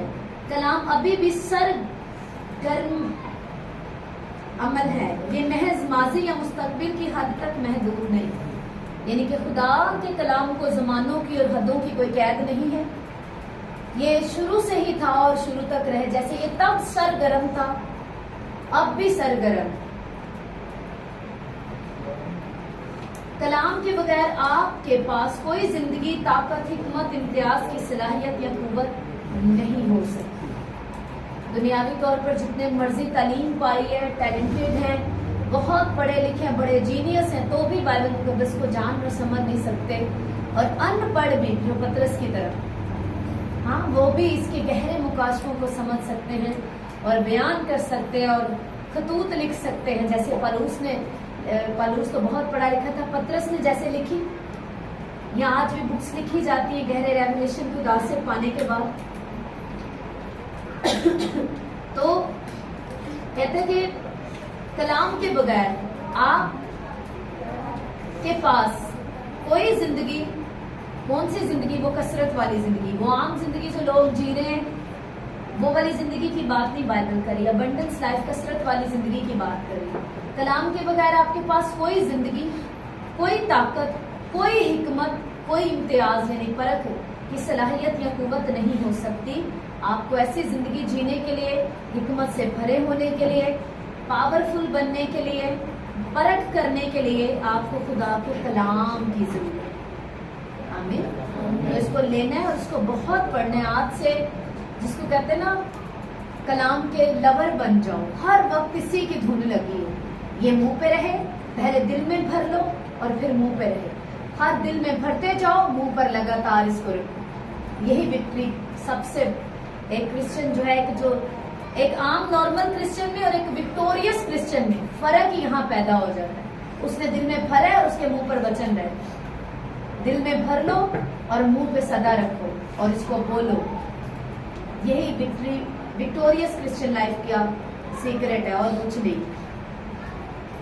होसिया की किताब अभी जो हमने पढ़ा कि हिकमत, ताकत और कोई सलाहियत नहीं हो सकती बिना कलाम के, उसके लिए जो रेफरेंस दिए गए हैं वो है होसिया 4:6। खुदा ने कहा मेरे लोग अदमे मार्फत से हलाक हुए। तो अगर आप चाहते हैं कि आपके अंदर तालीम की कमी ना हो, हिकमत की कमी ना हो, तो क्या करो कि खुदा के कलाम को समझो, पढ़ो, इसकी खोज करो, इसे लर्न कर लो, इस पर चलना शुरू करो प्रैक्टिकली, ताकि आप हलाक ना हो। आपके अंदर ऐसे नंबर करके लिखो, क्या करें, आपके अंदर क्या हो? हलाकत से बचने के लिए आपके अंदर नॉलेज हो खुदा के कलाम। अब आपको थोड़ा सा, जिसको कहते हैं ना, अपने माइंड को फास्ट करना है, समझने और काम करने के लिए। मैं तो अगर एक्सप्लेन करती जाऊं एक आयत को तो 1 घंटा कर सकती हूँ, by the grace of God, help of the Holi spirit ना। लेकिन अगर मैं एक ही आयत पे इतना बोलती जाऊं, करती जाऊं, तो ये तो किताब फिर पढ़ ली है सच। तो मैं थोड़ा सा फास्ट चलूंगी, पढ़ूंगी और उसी हवाले पे हम बात किया करेंगे ज्यादा, जिसको समझाना जरूरी होगा। जो सिंपल और सीधे हैं या पीछे टॉपिक्स में उनको बात हो चुकी है, उसको जस्ट इसी तरह मैं जल्दी से पढ़ूं, ताकि ये मोटी किताब हम कवर कर सकें, सारे लेसन पढ़ सकें। समझ रहे हैं ना? हकीकी मार्फत क्या है? हकीकी मार्फत खुदा के कलाम का फहम है, सिर्फ सतही इल्म नहीं बल्कि खुदा के मुकाशफात का इल्म। हकीकी जो है मार्फत क्या है? रियल नॉलेज क्या है? हकीकी मार्फत क्या है? सिर्फ जो है वो लाइंस को, हवालों को, कईयों ने हजार हवाले याद किए हैं, 200-300 करे हवाले लिख लिख के भी लगाए हुए, लेकिन एक भी हवाले पे कभी चलने का उनके पास वक्त नहीं है, फुर्सत नहीं है, उनके मुंह पर नहीं रहता। तो खुदावंद ने ये नहीं कहा था कि यशवा सिर्फ इनको लिख के टांग ले, अपनी फ्रिज और कबर्ड पे, दीवारों पे लगा ले। उससे कहा शरीयत की किताब तेरे मुंह से ना हटे, लिखा तेरे लिए बहुत अच्छा है, वेरी इंपॉर्टेंट, लिख लिख के लगाओ, लेकिन वो इसलिए है ताकि उस लिखे को तुम रिमाइंड कर सको, तुम्हारे मुंह पे रह सके, तुम उसे रिपीट करते हो, उस पर मेडिटेशन कर सको, इसलिए लिखा बड़ा इंपॉर्टेंट। लेकिन अगर ये नहीं करते थे फिर ला दो, कोई फायदा भी नहीं है, क्योंकि वो ये मत समझो कि वो लिखे है ते घर च शैतान नहीं कुछ करन उधम मचान लगा। पूरी बाइबल भी तो लिखी घरों में पड़ी है, फिर भी लोग के घरों में खेल रहे हैं, शैतान नाच रहे। तो एक का एतबार काट के कोई ज्यादा नहीं गल बन गई। ये तब पावरफुल है जब आपकी जिंदगी में प्रैक्टिकली है और आपके मुंह पर है, इसको बोलते हैं। तो हकीकी मार्फत क्या है? खुदा के कलाम का जो रियल फहम है, असली फहम है, हिकमत है, इसकी नॉलेज है, वो सिर्फ सतही यानी कि जो नॉलेज अभी आप अपनी डायरीज में नोट कर रहे हो, किताबें बना रहे हो, असाइनमेंट बना रहे हो, उसमें नहीं है, बल्कि रियल जो है कलाम का जो फहम है वो उस मुकाशफात में जो आप समझ जाएं, जो आप अपने अंदर ले। ये मुकाशफात का रेवलेशन का इल्म है जो कि आप अपनी स्पिरिट में रिसीव करके अपने प्रैक्टिकल अमल से इसको जीवित कर सकते हैं। आमीन। ओके जी, आगे लिखे कलाम मुकद्दस के साथ एक आम किताब जैसा बर्ताव करना रूहानी नाकामी की एक बुनियादी वजह। Very excellent. मोस्टली क्रिश्चियंस इसीलिए टॉप के फेलियर हैं, इसीलिए वो सब कुछ एक आम बिलीवर, आम दुनियावी बंदे की जिंदगी में हो रहा है, उनकी फैमिली में, घर में, फाइनेंस में, सब कुछ वो सेम वैसे रिजल्ट इसलिए है क्योंकि वो बाइबल मुकद्दस को, मैंने कई बार अपने सरमन्स में ये कहा है कि इनवेस्ट दी पुरानी किताब ना समझा, क्योंकि लोग इसकी सिर्फ नॉलेज पुराने अदनामे चाहे होया, वो ताड़े लिए इसलिए लिखा गया कि आज तुसी समझो कि की करके की होया सी ते मैं की नहीं करना, की खुदा नू नहीं पसंद, वो कुर्बानियां कादे लई सन, असीं हुण किस तरह नवे है चिंटर कर चुके, कितनों को समझ आ रही। अब्राहम के पास, नूह के पास एक भी एग्जाम्पल नहीं थी कि उन्होंने पढ़ के थोड़ी दिलेरी पा ले। आज तो जो थोड़ा सा गिरने लगे तो उसे बाप अब्राहम की, वो भी देखो फेथ में खड़ा रहा, तुम भी खड़े रहो, एग्जाम्पल है, लेकिन उसके पास तो कोई भी नहीं थी। तो हमारे लिए लिखी गई अंत के टाइम के लिए, एंड टाइम के लिए, ताकि हम और मजबूत हो, क्योंकि अब शैतान का राज बढ़ गया ना, तारीखें बढ़ गई। तो वचन भी उसी तरह पहले से खुदा ने प्लान करके रखा, तब ज्यादा जरूरत होगी, बहुत सी एग्जाम्पल्स होंगी, बहुत चीजें सिखाऊंगा, पुरानी है ना एग्जाम्पल्स इनके काम आएंगी, नई चीजें सिखा दूंगा। तो मैं कहती हूँ कि एक इतना उसने चारों तरफ से हमें सब कुछ, सारे प्रोटीन विटामिन दिए ना कि हम इतनी नशोनुमा पाए, इतनी पुख्तगी पाए कि हार ना सके। लेकिन जो लोग इस बाइबल मुकद्दस को आम किताब की तरह लेते हैं, आम सी क्लासों की तरह, बाइबल क्लास है, डिग्री हाथ में आ जाएगी तो कहीं देने के बाहर निकलन के फायदे होंगे, कोई ऑनर करेगा जी ये आज सरमन दे रहे,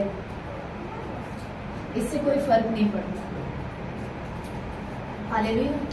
2 साल की सेमिनरी करन तो बाद भी याद रखना, वही वचन, वही कलाम दूसरों पे आपके वसीले असर डालेगा, जो होली स्पिरिट से लेके तुम में से निकलेगा ना, वही असर डालेगा। ठीक है? तो कलामे मुकद्दस को कभी भी आम किताब नहीं लेना। इसका मतलब ये नहीं है कि उन्हें तुसी इन्हें चुम्मो और इन्हें लपेट लपेट के उत्ते रखो तो फिर आम किताबां ले लो जो साड़ियां पईयां ने, बाइबल हो उत्ते पई, ये वाला नहीं, ये फर्क नहीं पैदा करता। उन्हें किताबां च जो भी पढ़े नॉलेज दी, पर ये साडे करैक्टर च चलदी, ये फर्क है। फिर उत्तों दी फट्टी भले ला दो, नॉर्मल टेबल ते रख लो, पर ओदा ऑनर इन्ना कर रहे हो, उन्होंने पढ़ रहे हो, रोज टाइम दे रहे हो, रोज उहदे च जी रहे हो, ये रियल रिस्पेक्ट। ठीक है? रूहानी नाकामी लोगों को की बुनियाद जो बेसिक है ना रूहानी नाकामी का क्रिश्चियन लोगों की, वो यही है कि वो बाइबल में और आम किताबों में फर्क ही नहीं रखते। इसीलिए ये बेस है उनकी नाकामी की, रीजन है सबसे बड़ा कि वो फर्क नहीं समझते। समझ आ रही? यही वजह है कि बाज ईमानदार हमेशा दूसरों की दुआओं, हिकमत और उनकी जानिब से कलाम की तशरीह पर इंहिसार करते। उन्होंने हमेशा अंदर कोई साडे लिए दुआ कर दे, ना उनको लगता ही नहीं, दिलेरी नहीं होती कि बाप मेरी भी सुनता है, क्योंकि उन्हें पता सी खुद नहीं बाप की कभी सुनी थी, फिर बाप ने साड़ी की सुनी। तो ये दिलेरी नहीं होती उनके अंदर, वो हमेशा दूसरों की जानी भी देखते रहते हैं। मरकज हवाले नोट कर लें, जो मैंने अभी बातें की है उसके हवाले हैं ये, क्योंकि हर बात जो है वो एक्सप्लेन करने के बाद उसी के हवाले दिए हुए सारे। तो ये भी आपके उसमें डाल दिया जाएगा। मौजू 4 तो जो मैं बयान कर रही हूँ आपको थोड़ी आसानी होगी, जब आप पढ़ेंगे तो फिर होमवर्क करेंगे इसका। मरकज 7 बाब और उसकी 5 से 13 आयत। अब ये जो 7 बाब की 5 से 7 5 बाब की जो है वो 5 से 13 आयत लिखिए। ओके, अलिफ जो है इसका 5 से 7 आयत हमें ये बताती हैं कि जब तक पूरे दिल या ईमान से हम खुदा की ताजीम नहीं करते तब तक हमारी इबादत बेमायने है। समझ आ गई? आगे है 9 से 13 आयत हमें ये बताती है आदमियों की रवायात खुदा के कलाम को रद्द करती हैं। जितनी भी रवायतें आदमियों ने बनाई है ना, वो हमेशा खुदा के कलाम को रद्द करती हैं। और अगर आप खुदा के कलाम पर चलना चाहते हैं तो आपको ये रवायात रद्द करनी पड़ेगी। समझ आ रही?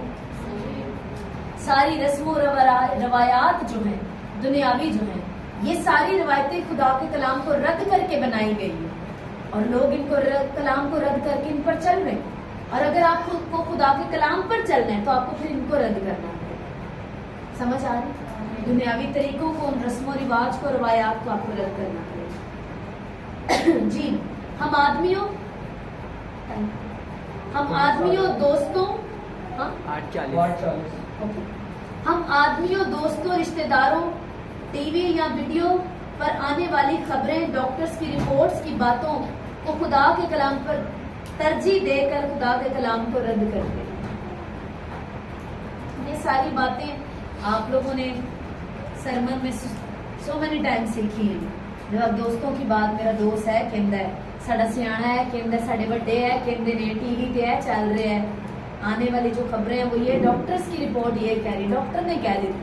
यीशु मसीह ने भी तो कहा है ना, उसने भी कहा कि मेरा कलाम टल ही नहीं सकता। डॉक्टर कह सकता है कि मेरी रिपोर्ट कभी नहीं खराब आ सकती, मेरा एक्सपीरियंस है, मेरा ये है वो। तो उसने भी कहा कि आसमान जमीन टल जाए, मेरी रिपोर्ट खराब नहीं हो सकती। हालेलुया। तो इन सारी बातों पर जो है ये सारी ब्रैकेट में दी गई हैं, आपको लेसन में मिल जाएंगी। लोग क्या करते हैं, इन बातों को खुदा के कलाम के ऊपर तरजीह देते हैं, तो इस वजह से फिर वो कलाम को जब नीचा कर देते हैं, उसे रद्द कर देते हैं, तो जिंदगी भी फिर वैसी ही हो जाती है। आगे लिखे है, खुदा के कलाम के साथ एक आम किताब जैसा सलूक करने और रूहानी नाकामी का यही मतलब, ये रीजन है स्पिरिचुअल फेलियर होने। तो मूर्ख हैं वो लोग जो कहते हैं जी हम रूहानी तौर पर बढ़ना चाहते हैं, हमारे लिए प्रेयर करो। तुम खुदा के कलाम को रद्द करके जो रूह से लिखा गया, रूह में कैसे बढ़ सकते? इम्पॉसिबल। आगे लिखे, हमें इस बात का फहम यानी मार्फत होना चाहिए कि हम जो चीज पढ़ रहे हैं वो क्या है, हमें समझने की जरूरत है। जो हम पढ़ रहे हैं वो क्या है? मत्ती 22 बाब और उसकी 23 से 32 आयत। सदूकी जो शरअ के आलम थे, मूसा के जरिए खुदा का दिया गया कलाम के आलिम थे। जो सदूकी लोग थे वो उस कलाम के आलम थे जो मूसा के जरिए दिया गया शरीयत के आलम थे। 29 आयत में लिखे, यीशु ने जवाब दिया, तुम गुमराह हो इसलिए कि ना किताब मुकद्दस को जानते हो ना खुदा की कुदरत को। मत्ती 22 उसकी 23 से 32। ओके, जो आयत जब आप 23 से 32 तक पढ़ेंगे तो इसमें 29 आयत आएगी। 23, 23 को पढ़ने के बाद 4, 5, 6, 7, 8, 9। 29 आयत में यीशु ने कहा तुम क्या हो? उनको कहा जो सदूकी थे, जो शरअ के आलम थे, उन्हें कहा तुम गुमराह हो इसलिए कि ना किताब मुकद्दस को जानते हो ना खुदा की कुदरत को, उसकी पावर को तुम नहीं जानते कि खुदा का कलाम क्या है और उसमें क्या पावर है, तुम जानते ही नहीं। और आज भी बड़े आलम है, बड़े क्रिश्चियन है, बड़े बड़े क्या आपने कहूँ महान, ठीक है, तो वो ना तो किताब मुकद्दस को, ना बाइबल मुकद्दस को खुदा के रूह की मदद से समझते हैं, ना ही ये कितना पावरफुल है, ना ये समझते। बस नॉलेज सुखी सुखी बेशुमार, बड़े बड़े बड़े आलम और उस्ताद हैं, लेकिन कलाम की जो स्पिरिचुअली बाइबल को समझते नहीं, रूह की हिदायत से ना तो समझते हैं, ना ही ये कितना सामर्थ्य और पावर के साथ वर्ड काम करता है, ना वो समझते। और प्रॉब्लम ये है कि हमारे क्रिश्चियन भी तो चाहते हैं, लो जी पास्टर साहब को बुलाया, उन्होंने कलाम दे दिता है, छोटी जी दुआ कर दी ते कलाम दस दिता, ते चाहते से कोई बिजली कड़कांदे, कोई ऐ कुछ कर दे, पता लगदा कि घर च खादम आया। और ये चीजें नहीं, बाय फेथ खुदा का कलाम काम करता। फेथ है, कलाम को रूह से डिलीवर किया गया, वो काम करेगा ही करेगा। आमीन। तो लोगों को वो ना सब देखने की कि बदल दस्तून दिखना ही चाहिए, वो आदत पै गई। आगे 31 आयत कहती है, खुदा जो खुदा ने तुम्हें फरमाया था क्या तुमने वो नहीं पढ़ा? यीशु उनसे कह रहा है, जो खुदा ने थानू क्या सिखाया उन्हें जी पढ़ा। बेशक उन्होंने सतही तौर पर कलाम को पढ़ा होगा, मगर वो गुमराह थे। जैसे आज भी डिग्रियां ले लिया, कॉलेज पूरे कर ले, रोज बाइबल पढ़ने की बरकत मिलती है। बाइबल पढ़ के जावा तो काम सीधे होते हैं, पहले आप ही सीधे होइए ना, ये काम सीधे होने चाहिए ने, इसलिए मैं बाइबल पढ़ना। बेशक उन्होंने सतही तौर पर कलाम को पढ़ा होगा, मगर वो गुमराह थे, क्योंकि वो जो पढ़ते थे उससे समझते नहीं थे। इसलिए यीशु मसीह ने साफ एग्जाम्पल, जो ये कहते ना वो मान लो, जो एक कर दे वो मानो, क्योंकि इन्होंने सिर्फ कहा उसको माना नहीं हुआ। तो ये एग्जाम्पल नहीं है कैरेक्टर में कि इन्हें फॉलो किया जा सकता। बस ये पुल पढ़ दिया तक जो दस रहे ने, फिर यही है तुहाडे लिए कि तुसी सिर्फ वही मानो, अगर वो सही है, पूरा बयान हो रहा है। आगे लिखे, वो सहायक के रूहानी मायने नहीं जानते थे, इसलिए वो खुदा की कुदरत को भी नहीं जानते। उन्हें मालूम नहीं था कि ये जो शरीयत दी गई है ये अक्स है, ये एक शैडो है। हकीकत वो है जो यीशु आ गया और अब बयान कर रहा है। हकीकत वो रियल हो गया, खुदा का कलाम मुजस्सम हो गया, जिसकी हम बात करते थे, जिस शरीयत के बारे में जिन कुर्बानियों को हम अदा करते रहते थे, अब वो फंसा खुद आ गया। तो वो इस चीज को नहीं समझते थे, इसलिए यीशु मसीह ने कहा तुम कलाम की उस पावर से कुदरत को क्या करते हो, नहीं जानते। आगे मत्ती 23 बाब और उसकी 23 से 25 आए।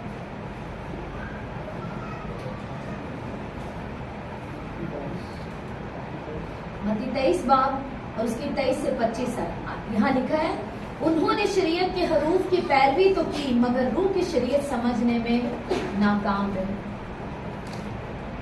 बेटा देखना कौन है? उन्होंने क्या किया? उन शरीयत आज भी जो है, इसीलिए पौलुस कहते हैं हम रूह के खादिम हैं, हम लफ्जों के खादिम नहीं हैं।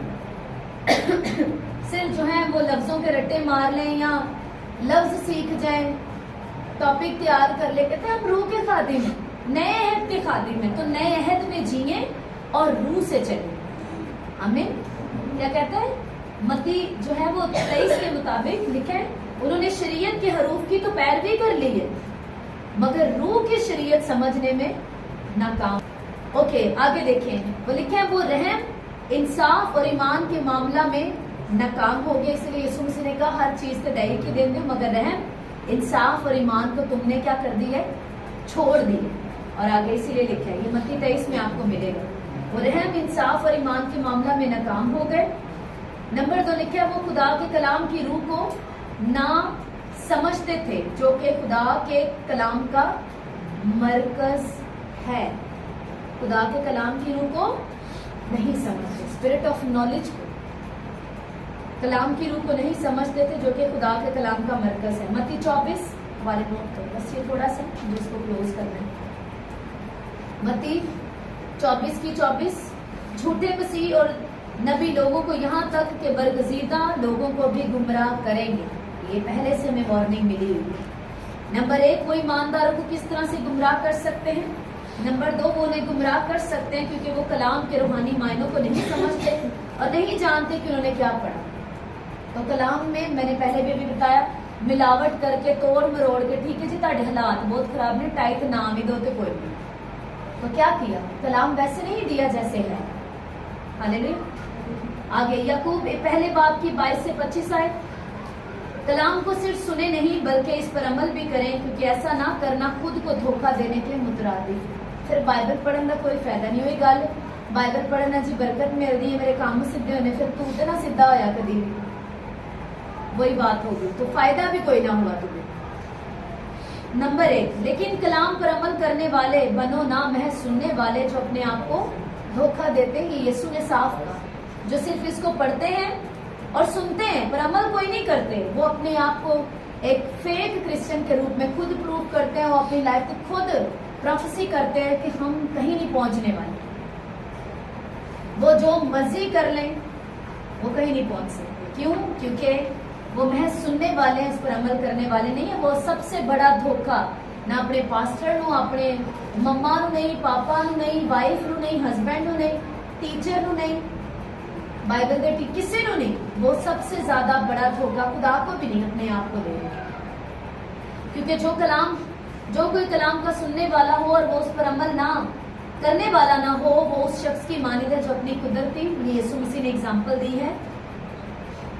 और यहाँ पर याकूब भी अपने पहले बाब की 22 से 25 में लिखता है, जो अपनी कुदरती, यीशु मसीह ने कहा तो जो चट्टान पर घर बनाया ना, ये एग्जाम्पल दी। और याकूब जो है वो लिखता है, वो अपनी कुदरती सूरत आईना में देखता है, इसलिए कि वो अपने आप को देखकर चला जाता है और फौरन भूल जाता है कि मैं कैसा था। लेकिन जो शख्स आजादी की कामिल शरीयत पर गौर से नजर करता रहता, ये जो आजादी की शरीयत है जो आपको दी गई है, जो कंटिन्यूस पर नजर करता रहता है, वो अपने काम में इसलिए बरकत पाएगा कि सुनकर भूलता नहीं बल्कि अमल भी करता है। हालेलुया। तो ये इतना लेक्चर, आपका इतना मेहनत करके आना, इतना टाइम देना, मेरा इतना प्रीच करना, ये सब चीजें अगर अमल नहीं है तो सब कुछ बेकार है। फिर थोड़ा पैसा, टाइम, सारी एफर्ट सब कुछ वेस्ट है अगर तुम प्रैक्टिकली अपनी लाइफ से नहीं लेके आने। आगे लिखे, अगर आप कलाम के वसीला से बरकत पाना चाहते हैं तो आपको चाहिए कि आप इसमें जो कुछ पढ़ें उस पर 100% चले, उस पर अमल करें। फरीसी मसीह को हासिल न कर पाए क्योंकि वो समझते थे कि हर सबक को क्या पढ़ा जाता है, क्या पढ़ते, समझते नहीं थे। वो मसीह उनके दरमियान रहा लेकिन वो मसीह को एक्सेप्ट नहीं कर पाए। क्यों? क्योंकि उन्हें मालूम ही नहीं था हर सबक को जो पढ़ते हैं वो क्या पढ़ रहे हैं। अमाल लिखे आगे हवाला, अमाल 13 की 27। हमें उनके जवाब सहायत की तकमील है, तकमील के मुतालिक गुफ्तगू उनके इख्तलाफ के बारे में बताती है, मगर उन्होंने मसीह को कबूल ना किया। अमाल का ये हवाला हमें बताता है कि उन्होंने यीशु मसीह को कबूल ना किया, उसकी गुफ्तगू, उसका कलाम कबूल ना किया, उसको कबूल ना किया। आगे लिखा, उन्होंने खुदा के चुने हुए जिंदा पत्थर यानी मसीह को रद्द किया। पहला पतरस 2:4। फरीसी उस दौर के मजहब प्रस्त लोग थे, जैसे आज भी रिलीजन के फंसे हुए। उन्होंने क्रिश्चियनिटी को भी मजहब बना के रख दिया। उस टाइम के जो फरीसी थे वो भी मजहब प्रस्त लोग थे। आगे लिखिए, आज भी हमारे दरमियान मजहब प्रस्त लोग मौजूद हैं। वो चर्च जाते हैं और मुमकिन है कि चर्च के किसी ओहदे पर भी फायज हों या फिर मेंबर पर खड़े होकर, मंबर पर जो ऑल्टर है उस पर खड़े होकर वाज भी देते हो, सरमन भी प्रीच करते हो, मगर जिस कलाम को पढ़ते हैं उसको समझते ना हो। ऐसा पॉसिबल है, ऐसा आज है, क्योंकि जो बयान कर रहा है और जो सुन रहा है कलाम दोनों के लिए यकसा है, दोनों के लिए सेम बात करता है, दोनों को मानने की उतनी तनकीद करता है जितना सुनने वाले को उतना बताने वाले को। दूसरा कुरिन्थियों 3:14-16 हमें बताती है कि उनके दिलों पर पर्दा पड़ा है। ये पर्दा सिर्फ मसीह के वसीला से ही हट सकता है। जब आप रियल में क्रिश्चियनिटी में आते हैं, क्राइस्ट को फॉलो रियल करने लगते हैं, तो ये पर्दा, फिर जो मजहब का पर्दा है वो हट जाता है। पहला यूहन्ना 4:9 कहती है, खुदा ने यीशु को भेजा ताकि हम उसके वसीला से जिंदगी पाएं। आगे लिखा है, खुदा की हिकमत मसीह के जरिए जाहिर होती है। पहला कुरिन्थियों 1:24। आमीन। मौजू कंप्लीट। मैंने ऐसे ही करना साथ। खुदा की हिकमत मसीह के जरिए जाहिर होती है। पहला कुरिन्थियों 1:24। अब सवाल जो है वो आपको ग्रुप में मिल जाएंगे, वहीं से आप सवाल नोट कर लीजिए। आमीन।